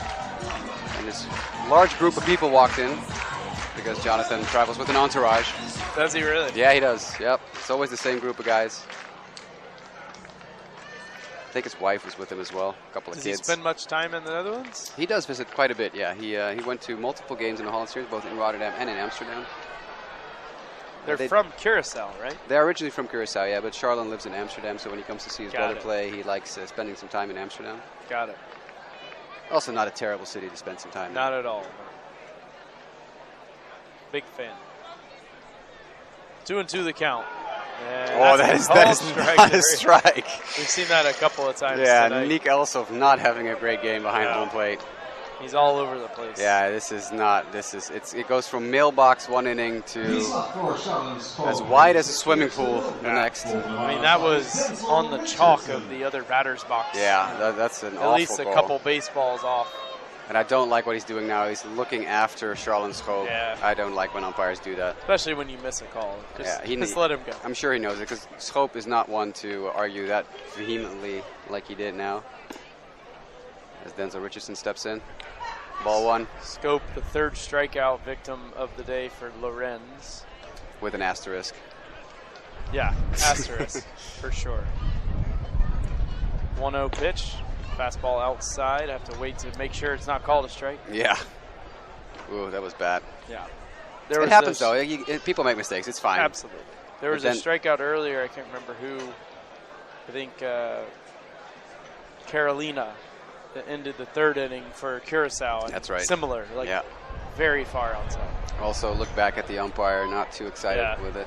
Scope actually got into Elshoff's face a little bit there to plead his case. Or not so much plead his case, because there's not much to plead. You've been called out. But yeah, just to make sure that Elsof was aware that that was not the best pitch ever. But I do not like when umpires stare down players who are walking away, waiting for them to either turn their head or say something to kick him out of the game. And this is also, it's this Honkbalweek, as Richardson hacks right through that one. Ejections are scarce, few and far between, only if you really earn them, or if it's for entertainment purposes, which used to be the case. Bob Sullivan, the manager for the longtime Baseball Week team Sullivans, would get ejected at least twice a week. 2-2 popped up foul, third base side, but playable. And now almost back into fair territory.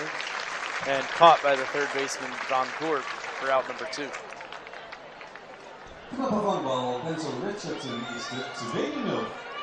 Sullivan's was a team here at Baseball Week consisting of just a bunch of indie ball players. It was a very rich businessman from Grand Rapids, Michigan. I think he had a furniture. I think he had a furniture store. I forget which one. Made a lot of money, and would always he loved baseball, and he loved coming to Haarlem with a team of mercenaries, basically baseball players he would find in local colleges or indie ball. They would come to Haarlem and play the tournament as the American entry. And Bob Sullivan loved getting ejected. Fly ball into left center field, easily playable for LaCruz, and he makes the catch to retire the side. So, Kingdom of the Netherlands goes 1-2-3 here in the 5th, and that's 7 in a row retired by Lorenz, the Curaçao catcher. As we're now through 5 innings, we'll head to the 6th. Netherlands on top 3-0. I do believe umpire Nick Elsof might be a rookie umpire here. It might be his first baseball week from the looks of it. Looks pretty young to me. Yeah. And I do know we have multiple first-time baseball week umpires here. One thing I will say, I don't know if you've ever tried umpiring, Jasper. Oh, yes, I have. Yeah. It's so hard. It's a disaster. It is not an easy job. It's also probably, and not just in baseball, in any sport, it's the most thankless job you could ever do. No one is ever happy with you, and even if you do the best job ever, no one is quick to congratulate you or thank you very much. Thank you for doing your job, right? They just assume and expect that, right? So it's a very, very thankless job, and I think I'm always very hesitant to really critique or really criticize umpires. I mean, if you see a pitch that you think they get wrong, you got to call it like it is. Yeah. But I mean, it's just such a difficult job, and you also don't want to dissuade people from wanting to do it because it's obviously a very important part of the job. Maybe it won't be for too much longer in the major leagues. We've seen in the American major leagues, they're talking about potentially having computers with the robot balls and strikes in below. I doubt we're close to that here at Honkbalweek, but I guess you never know, right? Yeah, I don't know about that. Do you know the Twitter account Umpire Scorecards? I do, yeah. I do think that I like it. Yeah, me too. To an extent that it also, the hitter has the wrong bat. He says, I grabbed the wrong bat from the rack. Give me another. Don't see that too often. No, he must have accidentally They did. I will say they were the same colors, the kind of light top, black handle. But he thought he would have noticed before he got in the batter's box. First pitch, low and in, 1-0. Sherman LaCruz, the leadoff batter. As Curaçao is running out of outs. They have 6 to work with here, down 3-0. Still facing line drive, and that's into left field for a base hit over the head of the shortstop, Polonius. So LaCruz has his second hit of the day, and Curaçao down by 3 is looking to get something going here in the 6th. That'll bring up the left fielder, Rachelon Carolina, who was 0 for 2 today with 2 strikeouts against Martis. It was a pirate on pirate crime right there, as LaCruz plays for the Santa Maria Pirates and Martis plays for L&D Amsterdam Pirates. So.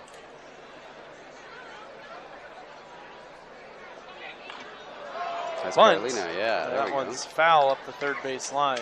As we talked about before, Carolina is one of those guys who can do it all in the batter's box. And if you want to manufacture a run, you want to try to get something going, this might be the time to do it with this guy right here in the batter's box. I think so, yeah. Curaçao, as we said, they're running out of time, if you will. So they're going to have to make something happen here. At least find a way to get one run. You have the leadoff man aboard, you got to take advantage. Carolina drills it down the left field line, fair ball, and down into the corner. Heading for third is LaCruz. Throw is going to be cut off, sliding in safely at third is LaCruz. Carolina at second with a big two-base hit. And Curaçao now with something cooking here in the top half of the 6th inning. Runners at second and third, nobody out. And the heart of the lineup coming up with Darren Seferina as the Kingdom of the Netherlands now gets a right-hander warming down the left field line. Yeah, it's hard to see the jersey number because it's white jersey numbers and light blue uniforms. I think it starts with a 4. That is quite possible. There's multiple on the roster that start with a 4. It's actually 2 that. I think it's 45. If my eyes are correct. That would be starting pitcher Juan Carlos Zulbaran. Maybe I'm wrong. If that's the case. I mean, you know, you can use a starter as a reliever in this tournament. Doesn't matter. We'll get verification. Yeah, yes, I did see Dennis Burgersdijk run into the outfield as well as this ground ball at second. It's booted by Scope, and everybody's safe, and a run scores, and Curaçao's on the board. Should have been an easy out at first. The run was going to score regardless. The field was back. Speedy LaCruz was going to score, no question. So Seferina will get an RBI on what will go down as a fielder's choice E4 on Scope. And Carolina advances to third, so don't look now, but we all of a sudden have the tying run aboard for Curaçao, and we're going to get a visit to the mound. I haven't seen a motion yet to the bullpen. This is pitching coach Robin van Doornspeek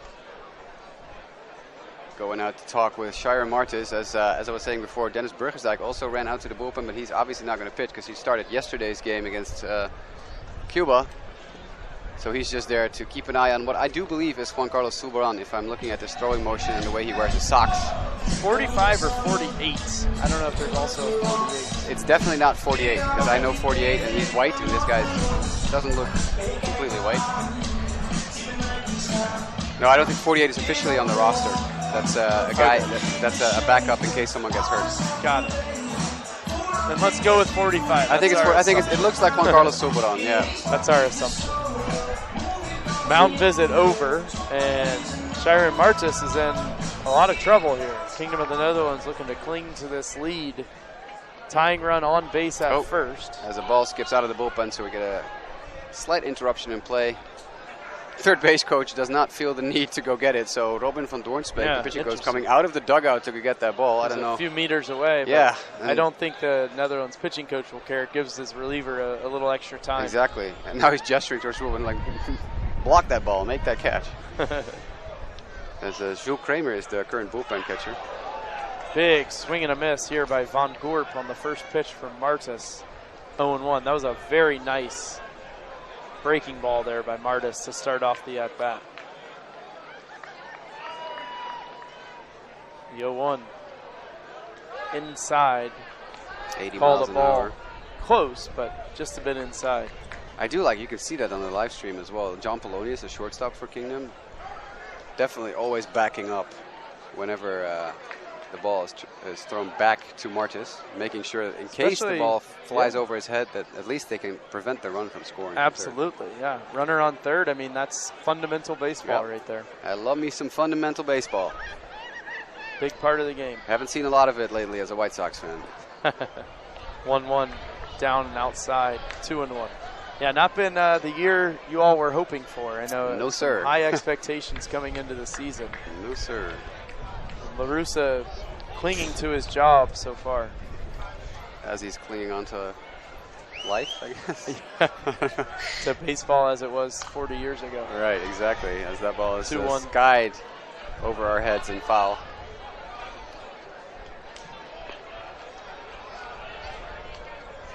So 2 balls and 2 strikes the count to Ray Windley Van Gorp, Willemstad, Curaçao native. And the 2-2. Called strike 3. I think the home plate umpire forgot that was the third strike. He just called it and then did the windup. Yeah. But that's a big strikeout. It was Martis. a good pitch. And, it was. There was a little bit of an issue for Van Gerb, who was not happy with it, but that looked like a perfect slider to me. Also too close to take there. Yes. With 2 strikes, you've got to defend a bit. I mean, that was, a borderline pitch. I think hard to argue either way. So a big, big strikeout, and now all of a sudden Martis is potentially a ground ball away from getting out of this inning. There goes the runner from first. Goes, that's a hit and run as the ball is looped into right, and that's going to get down for a base hit. So scoring on the play is Carolina. Now the throw wild into second. Not sure what was going on there. Jeremy Profar, the first baseman, who was in perfect cutoff position, gesturing wildly at Denzel Richardson, like, dude, why are you throwing that ball to third? Because John Polonius, the shortstop, suddenly had to jump up high to make sure that ball didn't go over his head. And that would have been an issue. That would have scored the third run for Curaçao. Would have tied the game. Profar again, like, gesturing, guys, I'm right here. Throw it to me. I'm doing my job. I'm the cutoff man. I'm in the correct position. As we see Evert Jan het Hoen come out of the dugout for the first time this tournament. This is the first in-inning pitching change we've seen the Kingdom team make this tournament. There goes Martis. And he gets a standing ovation from the crowd, and rightfully so. He, up until 2 batters ago, has pitched an excellent ball game. And that would be indeed Juan Carlos Sulbaran. Yeah, not the ending to the day that Martis was hoping for, of course. He was breezing through the first 5 innings, and then here in the 6th, maybe running out of gas a little bit. Third time through the lineup as well, and the Curaçao batters, their aggressive philosophy paying off. They've got 3 hits in this inning so far, and also aided by a big error by the second baseman Scope on a funky hop, but still an error nonetheless. So, with all that being said, Curaçao has runners on the corners with 1 away, and they're going to bring Steven Vidal to the plate against this new pitcher for Kingdom of the Netherlands. What do you know about Juan Carlos Sulbaran? I can tell you a lot about Juan Carlos Sulbaran. He pitched for L&D Amsterdam last season and then made the always controversial move to Rotterdam in the off-season to pitch for Curaçao Neptunus this season. Was excellent last year with Amsterdam, has been very, very good this year with Rotterdam, as I'm scrolling to get to the stats. It would also be interesting, I want to talk about the move here by Evert Jan het Hoen, the manager, to put this guy in relief, because this might telegraph some of his decisions for the rest of the week, who he's planning on using as starting pitchers, because Sulbaran, officially a starting pitcher, he's 8-1 this season for Curaçao Neptunus with a 2.18 ERA, 66 innings. And we get a pinch hitter, or pinch runner. Pinch hitter, number 36. Gregorius, related to, I assume. I think so. To Didi? Yep. So just to wrap up that introduction to Juan Carlos Sulbaran. People are dancing and singing. 62 strikeouts this season in 66 innings for Juan Carlos Sulbaran. Definitely known as a strikeout king, as a strikeout pitcher in the Netherlands. Only 19 walks in those 66 innings. And like I said, a 2.18 ERA in 11 starts. And pinch hitter Johannes Gregorius. There you go. 39 years old, big right-handed batter, first baseman by trade. Big spot here in this ballgame. He grounds one towards third. Oh, that gets through. Josefina and through into left field for a base hit. And Curaçao has tied this game here at 3 in the 6th. That's a veteran move right there. You come in cold off the bench to pinch hit against a brand new pitcher. Just go in, first pitch hacking, drive in the run. Yeah, why not? That's great. So we have a ball game on our hands here, Sean. We do. Sometimes the first pitch you see is the best one you're going to see. Yep. So. Yeah, Sulbaran obviously wants to get his day started well with a strike, so you can imagine he's thinking of grooving one down the middle. Yeah, not an extremely hard hit ball. He definitely, kind of rolled over on it, but he got lucky. He hit it into the hole, and Josefina, the third baseman, dove, and it just skipped off the end of his glove. And if you're playing a great tournament, then you probably make that play. But nothing has been going Kevin Josephina's way so far these first 3 days. And it's a great effort, though. Yeah, great effort. I mean, the best case scenario, if he comes up with that ball, is maybe he gets Gregorius at first. The run was going to score nonetheless. Yeah, that's true. But you want to get the out. Absolutely, yeah.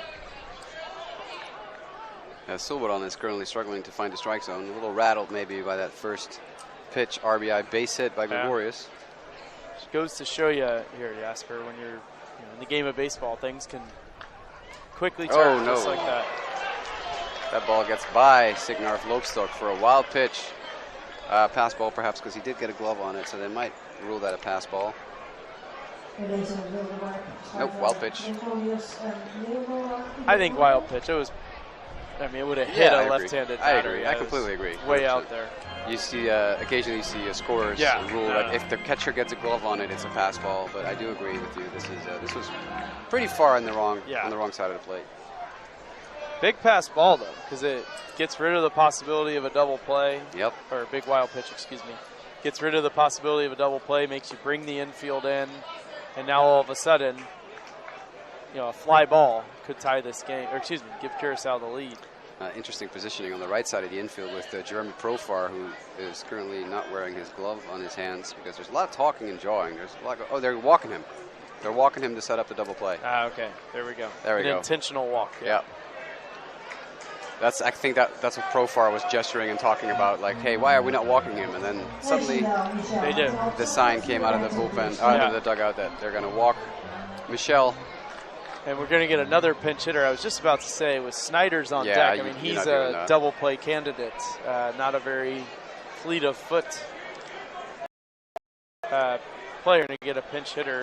That's Otwin Petronella Vargas, the final addition to this Team Curaçao, was added to the roster less than a day before the tournament started to replace another player who, I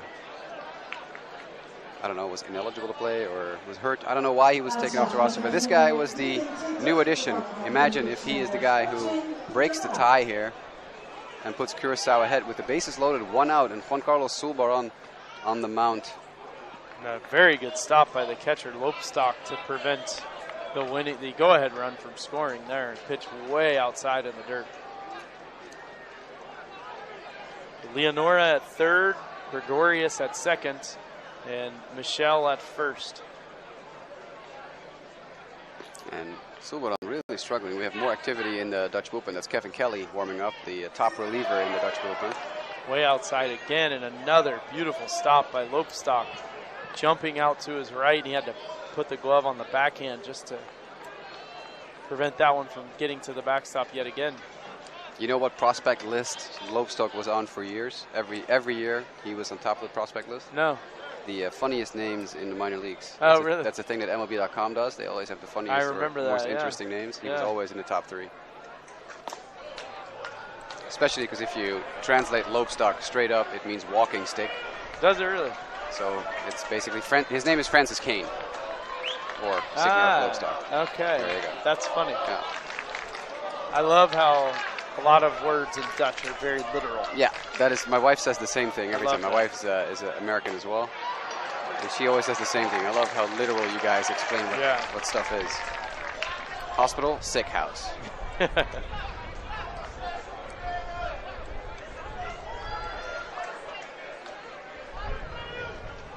What are gloves? Handschoenen. Yeah, shoes for your hands. Yeah, exactly. That's right. That's a good one. 3-1 the count, and that's way outside. They're going to walk in. And that brings in the go-ahead run. That is, oh no. If you are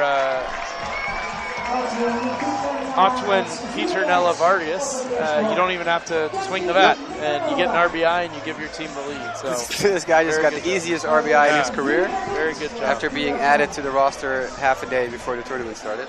Kevin Kelly will be coming in of the bullpen, number 33. That's the top reliever in the Dutch bullpen. He already pitched earlier in the tournament, and I am pretty sure Evert Jan Hoen, the manager, is not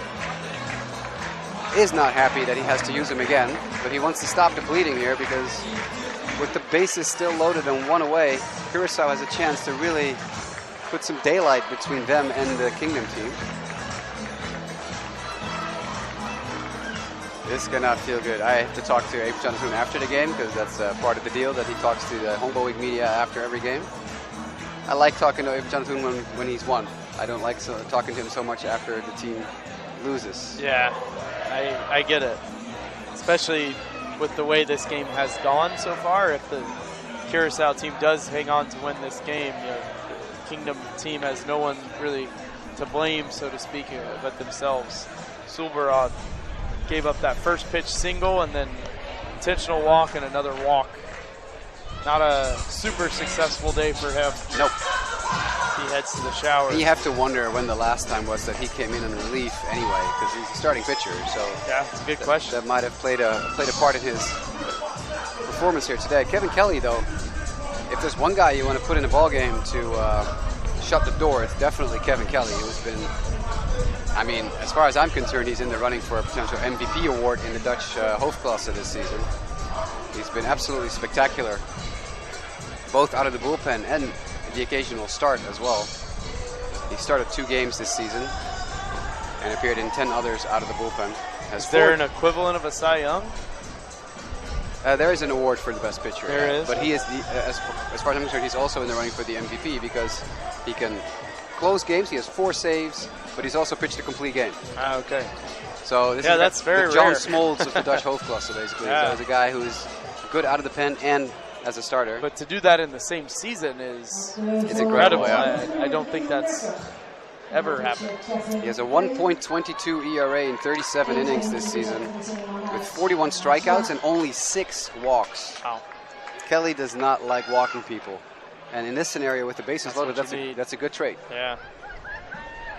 I also don't like rooting for pitchers that walk a lot of people. So no. We have that in common. Yeah, I love watching Kevin Kelly pitch. He's tremendous. Shurindel Mujica takes first pitch, called, strike 1. Crowd getting into it a little bit more here as this game moves along. Now Curaçao has exploded with 4 runs so far and looking to add to it. Base is still loaded here, 1 out, top half of the 6th. The 0-1, big swing and miss, strike 2. Mujica behind 0-2. Crowd up the left field line, particularly really getting into it. They're famous for that. Third base section is the one where you want to sit if you want to party at Baseball Week. My sister's in attendance today, and she asked me to make sure she got a seat in the third base section too. 0-2 grounded through the left side into left They're going to field. send the runner. And the second runner is going to come in. The throw not in time. That's a 2 RBI single for Mujica. And Curaçao has exploded to take a 6-3 lead here in the top half of the 6th. And here another piece of evidence that hitting is contagious. If you saw it with the U.S. game against Italy earlier today, I was talking to Mike Bianco after the game, and he reiterated that sentiment. Hitting is contagious, and Curaçao is proving just that. Putting a 6 spot up on the board here at the top of the 6th. Throw from left field from Trump, not an overly strong throw, but it was fairly accurate, so it was a closer play than initially I thought initially, but it wasn't a bad pitch by Kelly either. No, and again, good piece of hitting. A ball that just kind of got through the left side, you know. There's not a whole lot you can do about that sometimes. And that's why you got to make the plays when you can, right? Yep. That ground ball earlier, with scope booted. I don't know that it would have totally changed the way things have gone, No, but definitely who knows? large, You never know. Yeah. Kevin Josephina hitting the deck again at third base. It's the 3rd time this ball game that he had to make a diving effort, only to see the ball pass him just out of the reach of his outstretched glove. Kelly's 1-0 pitch is a called strike to LaCruz. 1 ball, 1 strike, 1 out. Runners at first and second for Curaçao as they now lead this game by 3, 6-3 here in the 6th.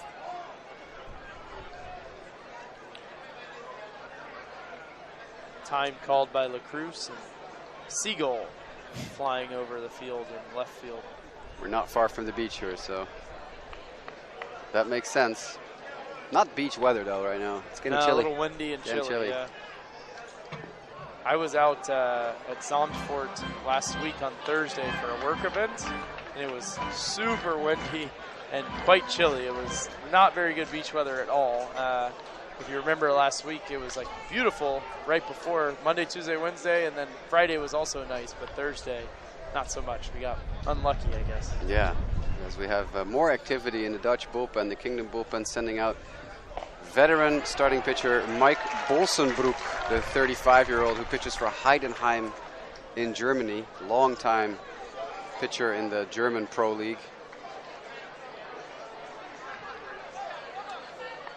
A 2-1 pitch a moment ago by Kelly, a well-placed fastball taken for strike 2 by LaCruz. So Kelly evens it up, looking for a hard hit ground ball at an infielder here, trying to turn 2 and get out of it. And the 2-2 is swung on and foul tipped, or Joe just dropped by the catcher. So that will be strike 3. LaCruz is retired. And a big second out of this inning. And that brings up Rachel Carly. One of the better hitters in the Dutch Hoofdklasse. As Mike Bolsenbroek continues to warm up in the bullpen. The former minor league player as well, played in the United States for a while. Okay. Was signed by the or attempted to sign / drafted by the White Sox, but didn't sign with the organization. Ended up as that ball is lined towards John Polonius, who makes the catch. As that retires his side, 6 runs on the board for Curaçao, 6-3 the score, and Team Kingdom has 6 more outs now. You started the top of this inning by saying Curaçao needs to do something. They have 6 outs to work with. Well, I think they got the max out of that. They did, yes, that's exactly right. They sent 11 men to the plate. They score 6. They do strand a couple, and Kevin Kelly comes in and at least stops puts out the bleeding, fire and yeah. stops the bleeding a little bit. A big single against him to plate 2, but tough situation. All in all, Curaçao has to be very happy with the way that top half of the inning went, and now they're going to keep Lorenz in there. Who's playing catch with himself on the mound because I see that little. Looks like Little League. I used to do that in Little League. He's smiling too. He's having a great time. Yeah, I would have a great time too if my offense just put up a 6 spot for me to get the win after the performance he's had so far. He would totally deserve the win. And he would be kind of the MVP of the game, if Absolutely, you will. yeah. They go on to win this game the way that he really settled things down for them. And as we talked about, he kept it within striking distance, which in baseball you never know. Nope. A bloop here, a walk here, an error there, and boom, all of a sudden you got a whole new ball game. But if you fall behind by 6, 7, 8 runs in the first inning, then you almost have no chance. The way he was able to come in and keep it a 2-run game and get out of that bases loaded jam in the first, coming in relief, never easy. Big tip of the cap to him. But hey, just as Curaçao just showed us, this Kingdom of the Netherlands team still has 6 outs to work with and a long way to go. So far from over. We have a new catcher in the game, obviously, as Snijders was pinch hit for. He hasn't been officially announced yet, I believe, as he fires that ball way into the outfield to give his center fielder a workout to go retrieve that projectile as it gets chucked out of bounds now from center field. I think this is 28. That would be Alexander Rodriguez. Looks like it. The 28-year-old listed as an infield on the roster because both catchers listed on the roster are Ulrich Snijders and Steven Fidal, and they were already in the starting lineup today. Yeah. So Curaçao did not bring a officially listed third catcher, but apparently Alexander Rodriguez is a, but it can't be Rodriguez because he's listed as someone who throws lefty, and this guy does not throw lefty. So, and 28 is the manager as well. Is that 23? Otwin, is that still Vargas? That might be Vargas, yeah, who is listed as an outfielder. But apparently he can also, as Loopstok gets hit.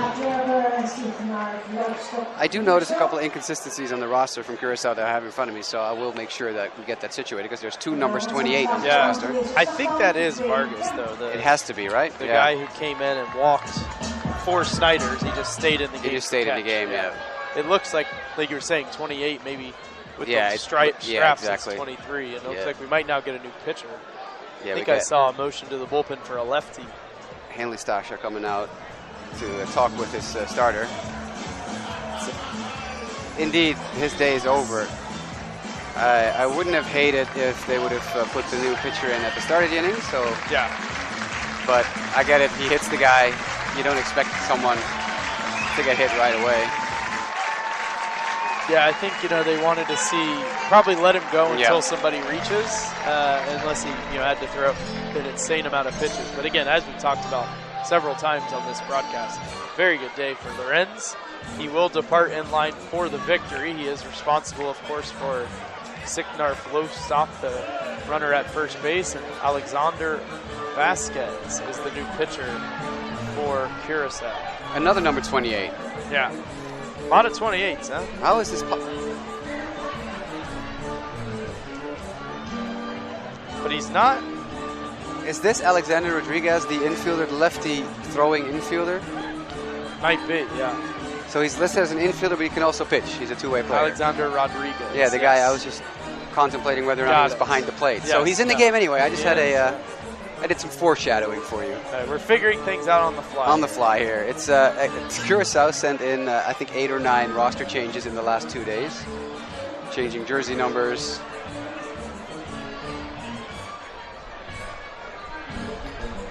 Well, it hasn't seemed to hurt their chances so far. They're doing very well against this Kingdom of the Netherlands team, one of the favorites, I would say, coming into this tournament. Were there rankings coming in of any sort? Rankings, WBC rankings, you mean? Like Maybe, international baseball rankings? There certainly are. Was there any way to kind of compare these teams and see who might be favored? It's hard to do because Curaçao has been going through such a massive overhaul over the last couple of years. So I think they're still making their way up the rankings. Okay. I'm going to pull up the rankings for you real quick so we can figure that out. It's tough, too, for Curaçao with many of their best players playing for this Kingdom team. Which is all the more impressive that they've been playing so well today, especially Curaçao currently ranked 60th in the world, 6-0. And the Netherlands are ranked 8th in the world. So that is quite the gap. That is. So this would be a big win for Team Curaçao if they can pull this off. But we've been talking about this during earlier games with that involved Team Curaçao. This is a very good baseball team. Dwayne Kemp stepping in, batting 1,000 on the tournament. Does not agree with this call, this pitch low. Kemp having another typical Kemp season in the Dutch Hoofdklasse. 121 at-bats, hitting .355 with an 800 OPS. That'll do. As he chops one to third, and it gets through the legs of the third baseman. And that means that the Netherlands, Kingdom of the Netherlands, are now in business with runners on first and second with nobody out. And John Polonius strolling to the plate. Tying run. Very popular player and someone who can go yard at any point in time, despite his somewhat slim and diminutive figure. That ball was scored a base hit, by the way, and I think rightfully so. I think so, too, Kemp yeah. very fast. That would have been an incredible play if Yeah. Van Gorp was to somehow get him out. I agree with that decision. So Polonius now charged with at least trying to get these two runners both in scoring position. His 930 OPS in the Dutch Hoofdklasse shows that he has some pop in the bat. 4 home runs on the season, which leads the team for Neptunus.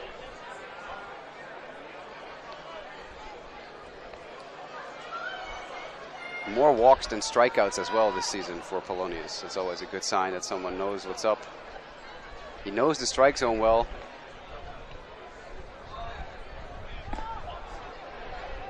As that pitch is high and a ball. So 1-1 to count.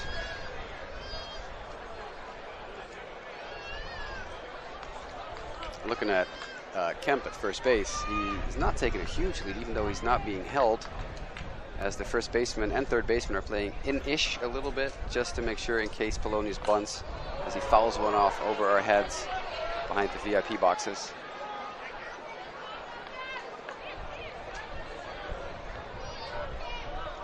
Kemp would have been a threat to steal were he the lead runner, but with Loopstok in front of him, There's no chance we'll see a double steal. We saw one yesterday at a different game, a successful double steal. But not right now, as Polonius receives that pitch that's inside for another ball. So we're 2-2 now for Polonius. And Rodriguez not really finding the strike zone consistently yet.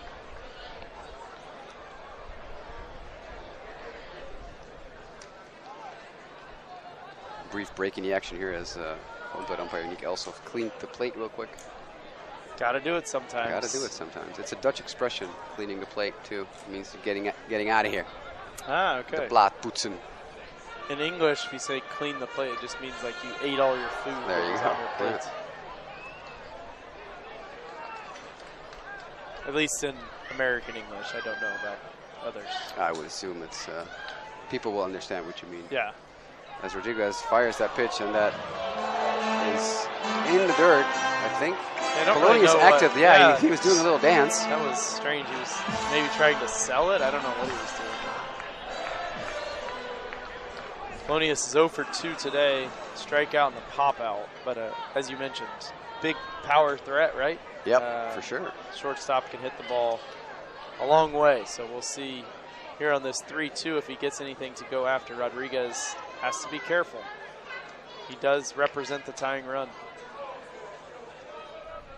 As that is inside ball 4, and it gets by the catcher, but that doesn't matter because it was ball 4 anyway, so both runners would have moved up anyway.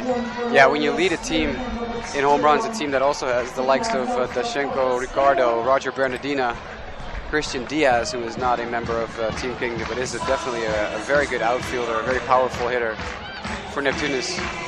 And a guy like Dwayne Kemp, who can also pop one out every now and again. You lead that team in home runs, you can hit. So the base is juiced here. Big moment in this ball game. Still nobody out, Jasper. So there's a chance here for the Netherlands to come back. I have to cash in on this. First pitch, big swing by Trump, and he nicks it off the end of the bat. Squirts it over towards the first base dugout, 0-1. Trump, the left fielder today, he's 0 for 2. Hasn't had the greatest season ever in the Hoofdklasse this season, batting only .240 with a sub 700 OPS. So has been struggling a little bit. As he pops that ball high in the sky into right field. That will be caught, but that will also score a run and move Kemp to third because the speedy infielder tagged up from second base to reach third. So runners on the corners now for Team Kingdom, with Trump's sacrifice fly scoring a run, and Evert Jan het Hoen coming out of the dugout. So that indicates we may have a substitution somewhere along the way. He's pulling Kevin Josefina, who was already in the batter's box. That's a little painful, yeah. That was the second time today Trump has hit with the bases loaded. He flew out to right field in the first inning and ended it. This time, though, with nobody out, as you mentioned, long fly ball, at least gets a run in, moves Kemp up 90 feet. So not maybe exactly what he was hoping to do, but certainly a good usage of an out, if you will. And you can see him walking to the plate. You can tell from the posture and from the physical build that this is going to be fun. This is going to be battle. Kalian Sams coming to the plate. Oh, he may not be. Or he's just taking some more practice swings. Oh yeah, he wants get a mound visit first. I think we get a pitching change. So yeah, we do. Yeah, he wants a lot of changes. These managers are getting their money's worth. Playing chess with each other here. Kalian Sams, who will be coming in to hit, is one of the more prolific power hitters in Kingdom baseball history. Former pro ball player in the United States as well. Been with L&D Amsterdam now for a long time. The only problem with Sams is he needs to hit the ball. Strikes out a lot. When he hits it, it will fly a long way. He just doesn't hit it enough. Understood. But he is definitely someone who can crank one out at any given time. He hit under the Mendoza line this season for Amsterdam so far, which is never a good sign. But last season, he absolutely killed it. led the league in home runs. Really? 35 years old, Kalian Sams, veteran of baseball in general. He's a big, strong guy. You can look at him and see. Absolutely. Let me pull up some stats from last season, because this season he's been hurt a little bit, hasn't played a whole lot. Yeah, you can't afford a strikeout here if you're the Netherlands. No. At least expecting Sams to hit the ball into the air, hit it to the right side, and get that runner in from third base. I'm interested to see maybe if, well, I suppose not. Polonius a fast runner, right?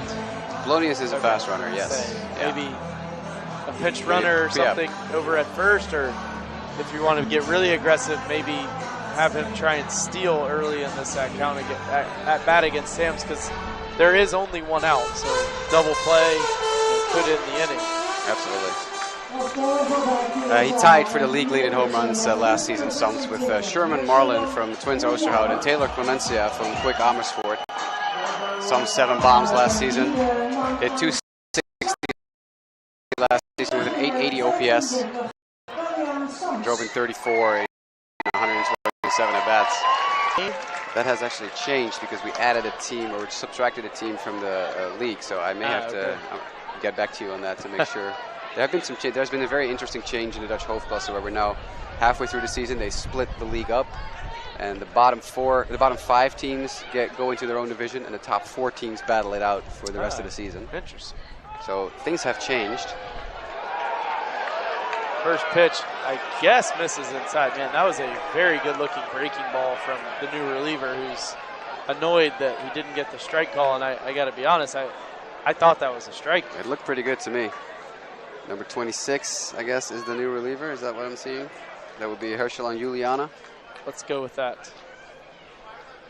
Juliana delivers. That one is indeed inside. Do you know the speed on that pitch? No. 67 miles an hour. It wasn't very fast. It wasn't very fast. I was going to guess low, but something 67 miles an hour, Eva's pitch. I saw a 69-mile-an-hour slider earlier today from an Italian reliever, but 67 is the tournament low so far. Sams from The Hague, the Netherlands. Oh!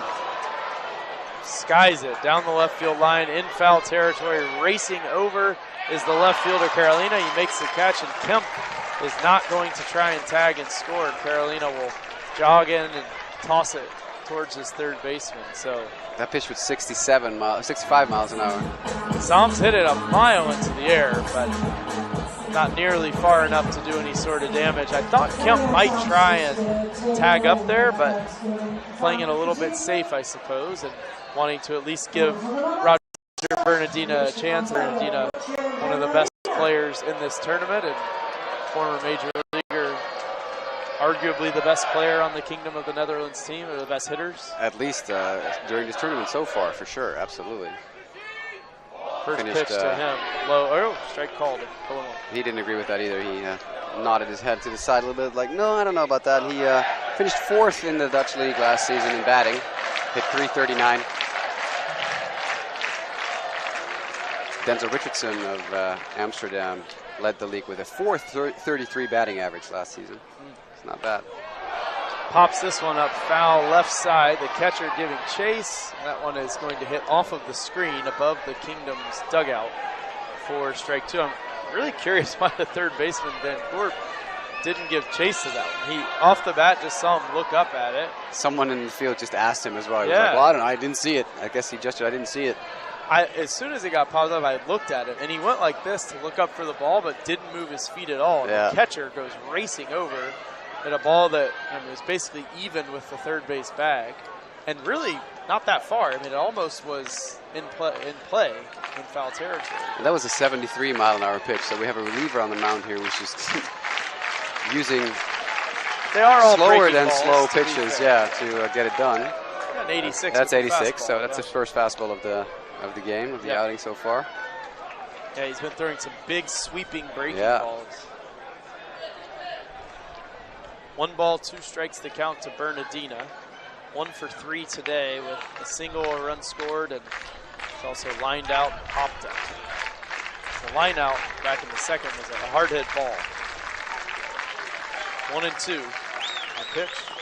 Swung on and chopped towards second. He might beat that out. Tough. He might beat that out. Over the head play by the pitcher. Oh my God. Bernardina There's is no out. way he's out. There's no way he's out. And I think he might have spiked the first baseman.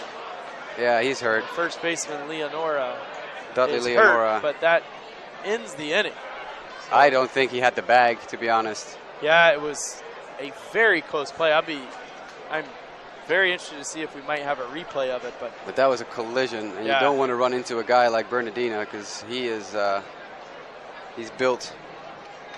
both players kind of went flailing. Yeah. I think if I could tell what happened, it was hard to tell. It was so fast, but the pitcher fielded the ball over his shoulder, spun and fired, all kind of in one motion. And the first baseman, Leonora, was on the move towards the bag as Bernardina got there. They both were very close. Yeah. As you said, it was hard to tell if Leonora even had a foot on the bag. The umpire said he did, called him out. The two collided. I think actually, if I saw it correctly, Bernardina actually, I think, stepped on his foot. Might be a case, yeah. They're looking at his legs for sure. He's getting up now, so it looks like Leonora's fine. Just needs to dust himself off. Bernardina. No, he's actually getting carried off the field. It's Dudley. Yeah. I don't know if we might have a replay. Maybe? I don't think we have replay set up just yet. Okay. We do have a camera right at first base, but we had to deactivate it for the tournament to get the stream running smoothly. Understood. As we do have some substitutions for Team Kingdom as well, because I see Delano Salasa, number 2, playing first base, which is extremely interesting because he is not a first baseman by trade at all. Why do you think Profar was removed? I do not. Hopefully he's not injured. Yeah, it's Delano Salasa is listed as a utility player on the roster, as is Dwayne Kemp. Both of them usually are second base, third base, shortstop position players. But man, when you're listed as a utility player, you got to earn your position. So I guess they're putting him at first now to wrap this game up, or at least this potentially final defensive inning for the Netherlands, Kingdom of the Netherlands. We didn't really get to talk about it because everything happened there so quickly, but that was an unbelievable play by the pitcher. Yep. And I mean, at least saved one run, but very likely might have preserved this tie because the runner who was at first was already to second. If that ball gets past the first baseman, goes up the line, at least to third, if not a chance to score. It was very, very good. There's your answer where Profar went. Profar's playing third base right now. Okay. As Kalian Sums pinch hit for third baseman Kevin Josephina. And Kalian Sums was taken out in favor of Delano Salasa. So Sums pinch hit, but will not take the field. So that's why we have Salasa at first and Profar at third. And that's interesting because Profar is a very good first baseman and has played first base all throughout the tournament, and Salasa can play third without any issue. So I don't know why you would put Salasa at first and move Profar out of position if you could just put Salasa at third base. Interesting. I might have to ask Avery Jonathan about that after the ball game. Salasa, by the way, very talented young player, only 22 years old. 2-1 grounded up the middle. Shortstop fields it behind the bag, throws the first in time. Nice job by Polonius for out number 1. Delano Salasa hurt badly by the COVID pandemic 2 years ago when it started. Supposed to go play college in the United States. Has played some college in the United States. Where? Do you know? Yeah, I have to look that up. I do know he did some college work at New Mexico. I say that from the top of my head. I don't know if that's the case. Ray Winley, Van Gorp is the batter. Swing and a miss, 0-1. Van Gorp 1 for 3 today with a single. Arizona Western. Well, that was close. Okay. New Mexico, Arizona. Yeah. Same general area. That's right. I think they neighbor each other. Lined into right field here is this 0-1 to Van Gorp, and he's aboard with a base hit. And here comes whoever is replacing Dudley Leonora in the lineup. And see who this is. Number 21. is Dudley Leonora. So he's back. Wow. Wow. He recovered quickly. Yeah. He was Rubbed some carried dirt. off the bag or off the field, and now he's in the leg. Rubbed some dirt on it and was ready to go. I do like how Delano Salasa on his student page for AWC, as that pitch is way inside by Kelly, is listed as his hometown is Amsterdam, and I believe he's from Hilversum, which is, I guess for American standards, just a suburb Close of Amsterdam. enough. Yeah, close enough. Hilversum is where the Nike offices That's are, correct. right? Yeah. That is correct, yes. 1-0 pitch, lined into right field again. That's going to fall. Playing it on a hop is Richardson.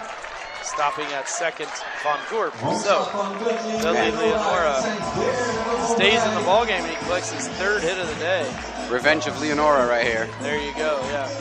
After that, what looked like a pretty ugly collision at first base, and as we said, he was kind of carried or helped off the field by his teammates and coaches. We expected him to be pinch hit for and replaced, but no, he stays in there. And now here comes Johnny Gregorius. And to wrap up the Delano Salasa story, he was the one of the youngest Holland Series MVPs in history. He was named Holland Series MVP in 2019. Oh, wow. At age 19. Wow. Hit 400 during the seasonal finals here in the Netherlands. Jeez. Definitely a very, very talented player. Really enjoy watching him play on a weekly basis. That's a great pitch by Kelly right there. Yeah, beautiful. Right on the inside corner, and Gregorius takes strike 1. Because I think our radar gun that we use to, Jacob from Synergy Sports pops out of his seat too to take a look why it's currently not registering. All right, he reset it. Let's hope we get some readings. I do like that I was raving about Kevin Kelly when he came in as one of the best pitchers, most valuable players in the Dutch league, and he's been getting hammered here by Curaçao for about an inning and change. Yep. He's got first and second here, 1 out after Seferina bounced out to the shortstop on a very nice play by Polonius. Both Von Gorp and Leonora lined one into right field that Richardson could do nothing but play on a hop. So they're at first and second. Gregorius the batter, 1-1 inside. 2 balls and a strike. Jacob, the radar gun operator, needs to change the battery. That was the problem. Okay. The battery died. I believe you said this is Didi Gregorius' brother, right? I believe they are related. We want to make sure we can ask that guy right there. So let me send him a text.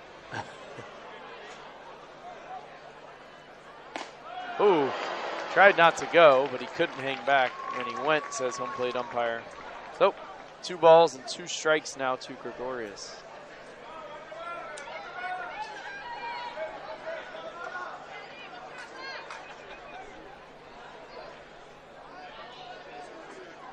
Kevin Kelly looks for the sign. He'll come set, checks the runner at second. Yes, it's confirmed. This is Didi Gregorius' brother. Runner goes, by the way, and this that's ball gonna is fall. flared into right field, and it is going to fall. But the runner had to retreat after taking off because that stayed up in the air for quite a while. Yeah, so no one is able to score on the play, but Gregorius gets a bloop single to right field. Von Gorp advances to third, Leonora to second. Bases loaded.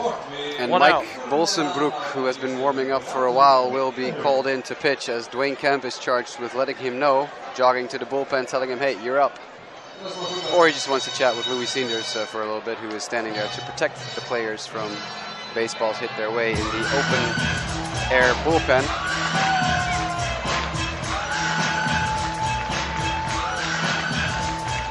I do believe that's Mike Bolsenbroek looking at the way he's jogging in. That's a very familiar jog to people who watch baseball in the Netherlands. Bolsenbroek has been around for forever, 35 years old. From Apeldoorn, the Netherlands. Funny story, I played against Mike Bolsenbroek for a solid 6 years when we were kids, because we were in the same league. He played for Robuur 58 Apeldoorn, and I played for Blue Hawks in Zwolle. They're in the same division / conference, however you want to call it. And I'm 36, he's 35, so we played against each other for quite a few years. Yeah. He was much better than me. As evidenced by the fact that he went pro, and I'm talking about him going pro. There you go. Yeah. There's the difference for you. That's the difference. He's a big, tall right-hander. Well, if that's all it took, then I would have been a pro as well. That's true. But Yeah. You're also a tall. I'm also a tall right-hander, yeah. but I'm not nearly as good at throwing a baseball as Mike Bolsenbroek is. You said he plays professionally in Germany. Yes. Heidenheim Heidekopf is his team. Why Germany? I have never asked him personally why Germany, but when he came back from the U.S., he signed on with a German team. He has lived in Germany for a long time, too. So maybe that has something to do with it. But he played for Regensburg, I believe, for years in Germany. And now Heidenheim Heidekopf.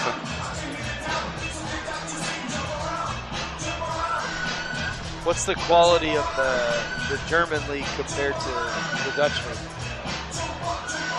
Similar, I would say. Wikipedia still lists him as with Regensburg, but I do believe he switched to Heidenheim, but I'm not 100% sure about that. Made his debut in the Hoofdklasse in the Netherlands in 2005 for HCW from Bussum. Played high school and college in the United States, Santa Ana College in California. The White Sox offered him a contract in 2006, a year after their World Series, their most recent World Series win. And he refused to sign with them. That's interesting. That's an interesting decision. He was like, yeah. Refused is a strong word, too. Yeah, well, I mean, he thanked them for the offer. Refused to sign. Yeah, he did sign with the Philadelphia Phillies. Played single A for the Phillies from 2008 to 2010. Where? Do you know what team? Rookie ball and single A.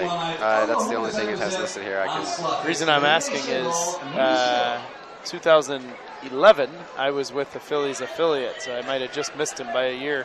That might have been the case. Let me take a look for you. First pitch is called, strike one. He was in the Gulf Coast League, which is Florida, I believe. Yeah, so I was 08, with 09. Lakewood in 2011, and he was there in 2010. So I missed him by one season. You missed, yeah. No, look at that. It's a small world after all. It is. 0-1 pitch, fouled back off the screen. 0-2. Interesting tidbit about Bolsenbroek is he played for the German national team for a short period of time. But then eventually in 2014, made the decision to come back to us, to the Kingdom team. Threw a perfect game against Greece in 2014. Like I said, better at baseball than me.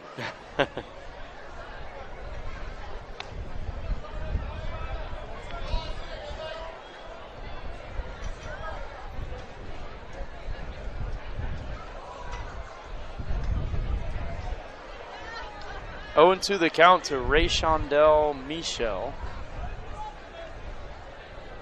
Bolsenbroek comes set, and the pitch is check swing foul back towards the first base dugouts, and Michel stays alive. At close pitch, I think he's lucky he made enough contact to stay alive, because I think if he didn't, and he did check his swing, I think that was going to be a called strike three. Starting to get a little darker here. Yeah, it's time to fire up the stadium lights here. Yeah, the flood I think lights. so. I had to take my sunglasses off a little bit ago. 0-2 pitch, foul tip into the glove, I think. Strike three. 88 mile an hour heater from Bolsenbroek. Nice pitch. Impressive presence on the mound indeed. Yeah, big, strong, tall righty. A lot of motion, lanky arms and legs coming at you. Hard to pick up the ball too if you're a hitter. Pitcher's that tall. Yeah, especially with all that movement. Absolutely. So 2 down now. Bases are still loaded. That was a big strikeout for Bolsenbroek. And here comes the catcher, Peter Nella Vargas. He swings at the first pitch and fouls it down the right side, out of play, 0-1. Yeah, Bolsenbroek, not the tallest pitcher in Dutch recent history. Luc van Mil. I remember him, yeah. Yeah, played professionally in the United States for a long time. He's deceased, right? He died tragically a couple of years ago, in 2019, and while playing in Australia. Oh, geez. Australian Winter League, or Summer League, I guess. What happened? Their summer. I don't know if we ever got a full. He had an accident while walking, hit his head, something like that. That's the story, I think. No one fouled off up the third base side, 0-2. I remember hearing about him because he was, I think, going to be the tallest major leaguer they assume of all time. 7'1", 2 meters and 16 centimeters tall was Luc van Mil. Crazy. So I remember hearing about him, and then I remember he never made it to the majors, and then now all of a sudden you see this headline a few years later that he died. It's very sad.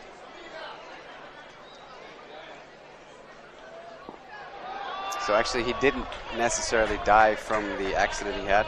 It says here he went walking without his teammates, and he slipped, hit his head on the rocks, was unconscious for 24 hours, was woken up by kangaroos, and was driven to the hospital by another hiker.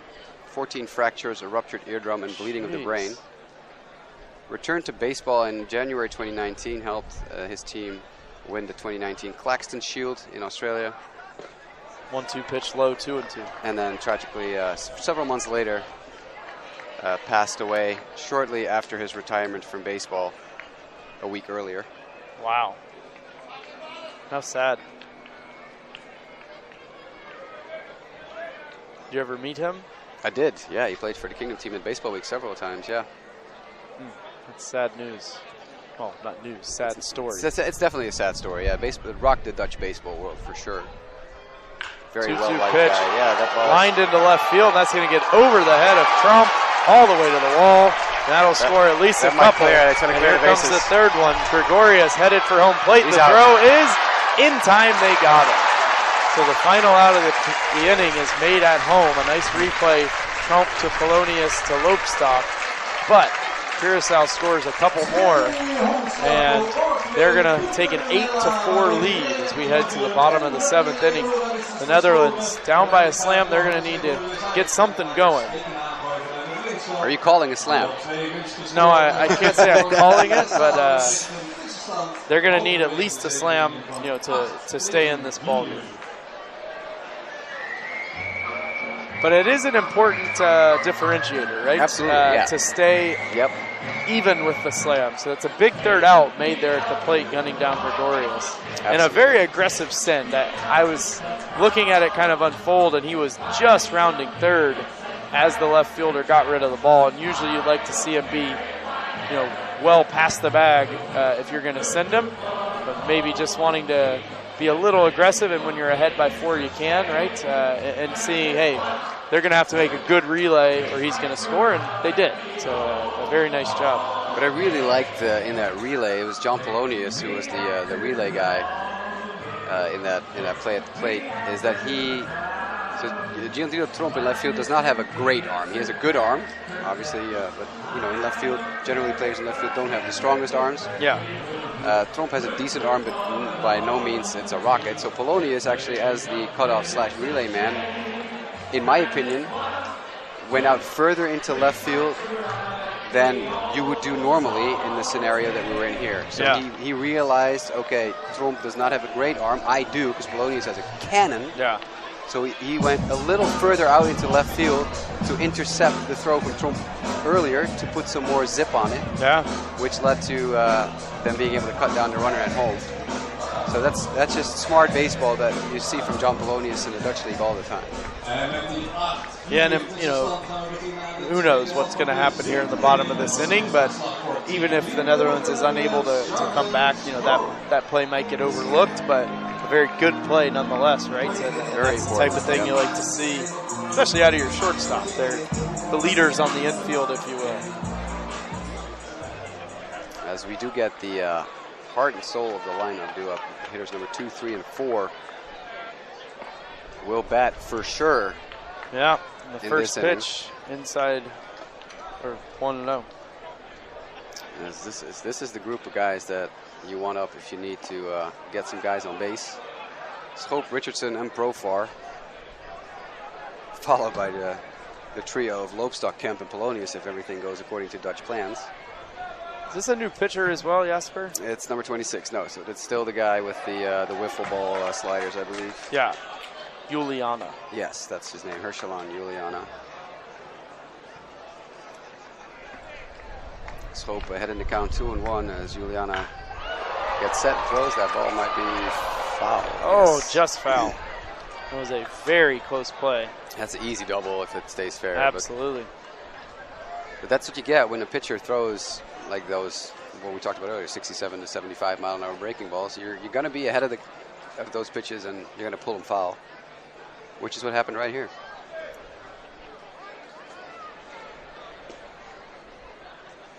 As Juliana winds and delivers. Outside 3-2, full count here. And this is I would say a big pitch right here, right? If you're the Kingdom team, you're just looking for base runners. Doesn't matter how they get on. And the 3-2 is popped up. High into shallow left field. Left fielder racing in. Oh, he drops make it. The play. Oh, it's Hope going to second. Is he going to make it? He will. He's safe at second. Well, I'm a little surprised the left fielder was so adamant to make that play. I mean, it's not his ball at all. The ball was almost behind second base. Yeah. The shortstop was underneath it. Seferina waving, I have it, and Carolina called him off, so Seferina let him have it, and then just kind of tailed over towards second. If any outfielder's going to get it, it should have been the center fielder. Yes, I agree.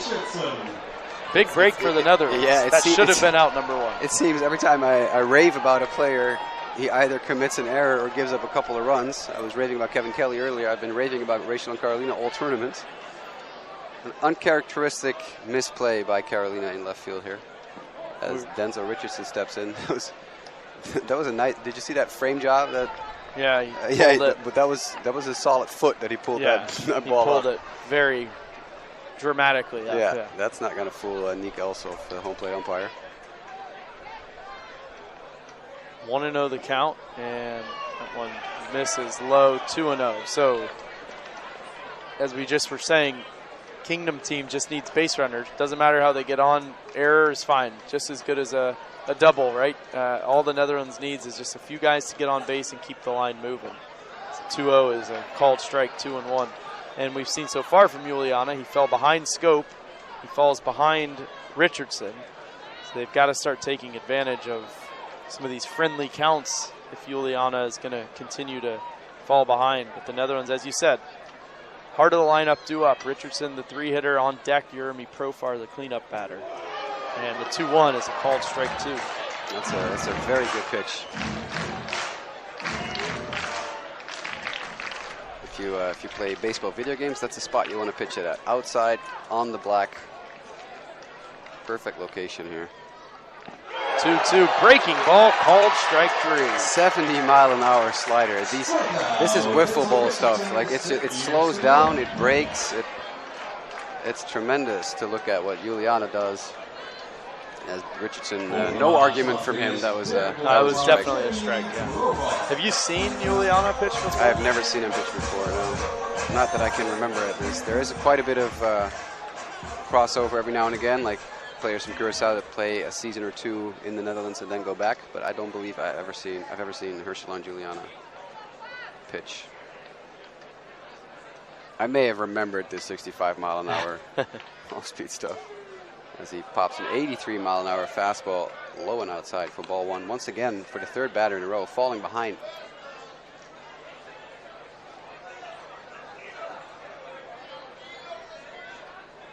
One ball, no strikes to Jeremy Profar. Scope at second base. The Netherlands down by 4. And the 1-0. Wow, I guess low. That looked like Jasper, a strike. That was a strike. Yeah, he's hearing it from the dugout too, as Elsof, as he turns his head around and goes like, oh, okay, The second baseman, Mujica, jumped up and down and turned around. He could not believe that wasn't called a strike. And, I mean, that was just a missed call.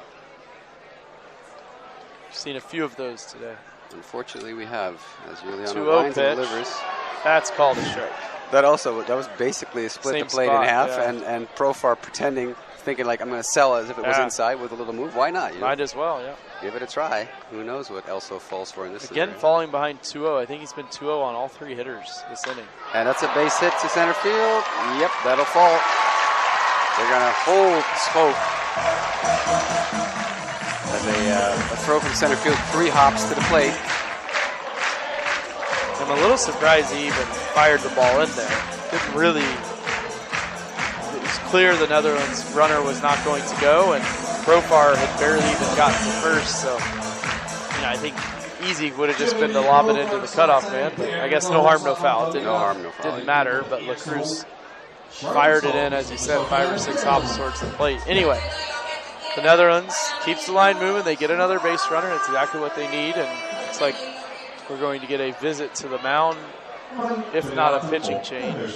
for Curaçao. I believe this is the pitching coach, so I do think this might be just a have a conversation. Yeah, no motion yet to the bullpen. I need to get my hands on that jacket. Yeah, it's cool. That is a cool jacket. Bright yellow with Curaçao and navy blue across the back. I don't know if you've been able to tell what is on the chest of the blue Curaçao unis. No, I'm not. What does it say? It says Curaçao, which is the Curaçao way of saying Curaçao, which is always, I always enjoy that one. Yeah, it's a little nickname. Huh? Yeah. That's cool.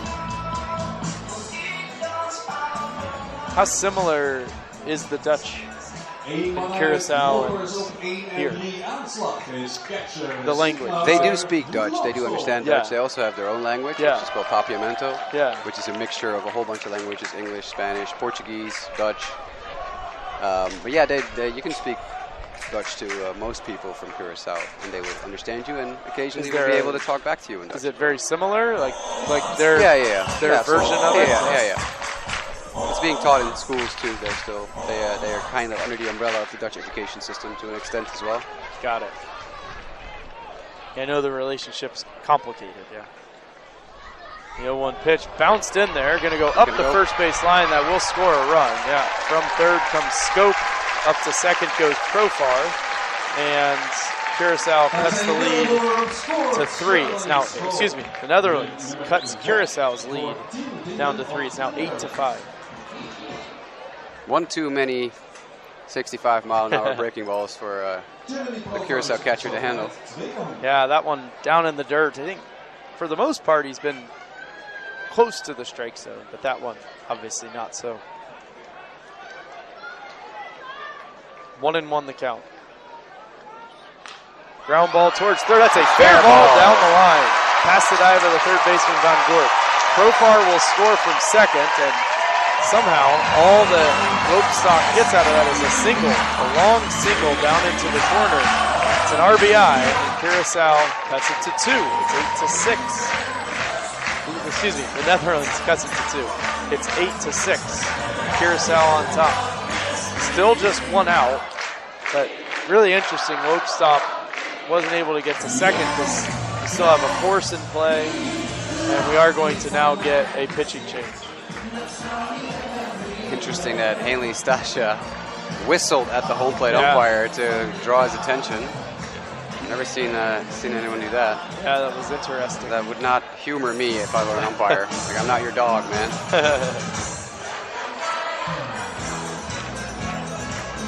But yes, the day is over for Herschel and Juliana. And we get a pitcher coming in with jersey.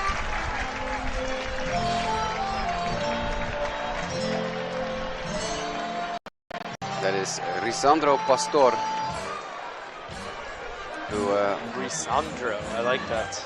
Jogged in from the bullpen directly at first base, set foot on the bag, touched the dirt in front of first base, and then proceeded to walk to the mound, which is an interesting ritual. Yep. Risandro Pastor, 29 years of age, plays for the Willemstad Wildcats. Wears his hat sideways in his headshot. Yeah, he goes with the Fernando Rodney yeah, there you go. style. I wonder if he does the bow and arrow as well if he strikes out at batter. Yeah. He's wearing it crooked right now as well. He is. We got a pinch runner at first base. That's Jules Kramer coming in for Lopestock. Kramer, one of 3 catchers on the roster of Team Kingdom. Yeah, Lopestock, as I mentioned, is only unable to get to first. Obviously not a very fast runner, and the Netherlands trying to do everything they can to avoid double plays and that sort of thing. The other thing I like about Pastor, the way he's dressed, we mentioned the hat, but I love the knees, the pants blouse at the knees with the dark blue socks. Yeah, for sure.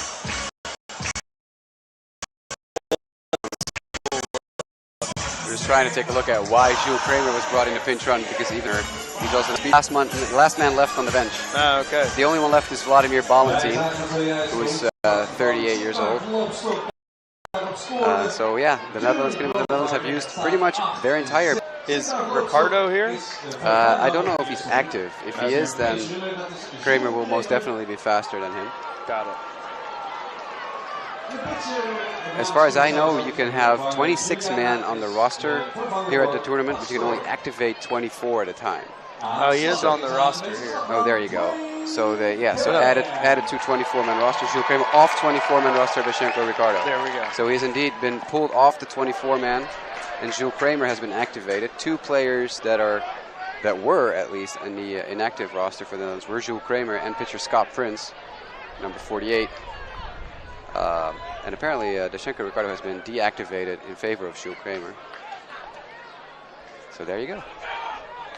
Not a lot of teams were aware of that rule. Oh, there's a balk. He balked on the first pitch. That's not a great start. Or second pitch. Second pitch, So that pitch does not count. Scoreboard says 0-2, but it's still 0-1. There actually be 1-1 because we get a ball added for the balk. Yeah, they're working on it, I'm sure. The 1 ball, 1 strike to count. 1-0, says the umpire. So that pitch is negated, and he doesn't get a ball out of it, I guess? That's interesting. Should for a balk, right? That's interesting. So what I was saying earlier is not a lot of teams were aware of that rule here, that you can have a 26-man roster list, but only 24 people at the time can be active. Interesting. Yeah. Team USA was the first team to actually completely seize that opportunity. They handed in a 26-man roster from the get-go. And then word was spread that you could do that, and multiple other teams followed suit, with the Kingdom of the Netherlands taking Scott Prince and Jules Kramer along for the ride. This ball's popped up into shallow right center field, and that will be caught by the second baseman, Mujica, backpedaling for a big second out. So Kemp is retired, and now John Polonius, the last hope for the Kingdom team. 8-6 Curaçao on top. Kramer the runner at second base. Polonius will represent the tying run, and as we talked about earlier, absolutely a threat to go deep and tie this ball game. At this point, you want to keep the rally going no matter what. The pop-up by Kemp was not the ideal scenario there for the Kingdom of the Netherlands. Gives some confidence to the pitcher. And he's 1 out away from closing out this ball game and giving Curaçao a win over number 8 ranked Kingdom of the Netherlands. Yeah. As Jules Kramer does have the oven mitt on, so maybe I was underselling his speed, because obviously we can gauge someone's speed by whether or not they wear an oven mitt. By the way, you were mentioning earlier the shortstop backing up the pitcher. I don't know if you saw on the last throw back there, the pitcher had to jump and leap off of the mound to retrieve the throw from the catcher. No one was backing him up that time. Yeah, if that ball gets over his head, then Kramer reaches third easily, because he had a pretty sizable secondary lead. Yeah, not necessarily the end of the world here in a 2-run game, no, of course, but still, you don't want to give people free bases nonetheless. 1-1 the count, and that pitch is outside. 2-1. The catcher was set up inside, and the pitch missed outside, so Pastor was way off, and now he's going to ask for a new baseball. So that it was all the baseball's fault. A couple meters. Yeah, it's all the baseball's fault. But I guess Nick Elsof, the home plate umpire, agreed, because he tossed it to the side to a bat boy. Yep. So there must have been something wrong with it. Scuffed up a little bit, yeah. 2-1 the count. And the pitch. Crushed down the left field line. Does it have enough to get out? No, it does not. The left fielder, Carolina, makes the catch on the warning track, and that'll end the ball game. So Polonius gives it a ride, but he comes up just a little bit short. As Curaçao defeats the Kingdom of the Netherlands by a final score of 8-6. 8 runs, 13 hits, 3 errors for Curaçao. 6 runs, 8 hits, and 1 error for the Netherlands. Pretty entertaining ball game. It was absolutely very slow moving kind of through the early parts in the middle. It was very low scoring, really, until the 6th inning when Curaçao jumped all over and scored most of their runs there. Scored 6 and then ended up with a couple more in the 7th, and they needed them because the Netherlands put a couple runs on the board in the 7th themselves, but not enough as the Netherlands comes up just short today. But a fun ball game nonetheless, Jasper. Absolutely. Very enjoyable ball game. Never say die Curaçao coming back with a 6th spot in the top of the 6th to take the lead that they never relinquished. Well, that ends our coverage for Game 2 of the day. We saw Team USA beat Italy earlier today. We see Curaçao beat Kingdom of the Netherlands now, which means we have about a little over an hour before Game 3 starts, which will be Cuba against Japan. Should be a dandy. We will be back for that broadcast right here. Keep an eye on our social media profiles so that we can send the link your way to come watch some baseball with us for one more game after this. In about an hour at 7:30 local time. We would love to see you again. For Sean Houston, my name is Jasper. Thank you so much for watching coverage of this game, and we hope to see you in about an hour.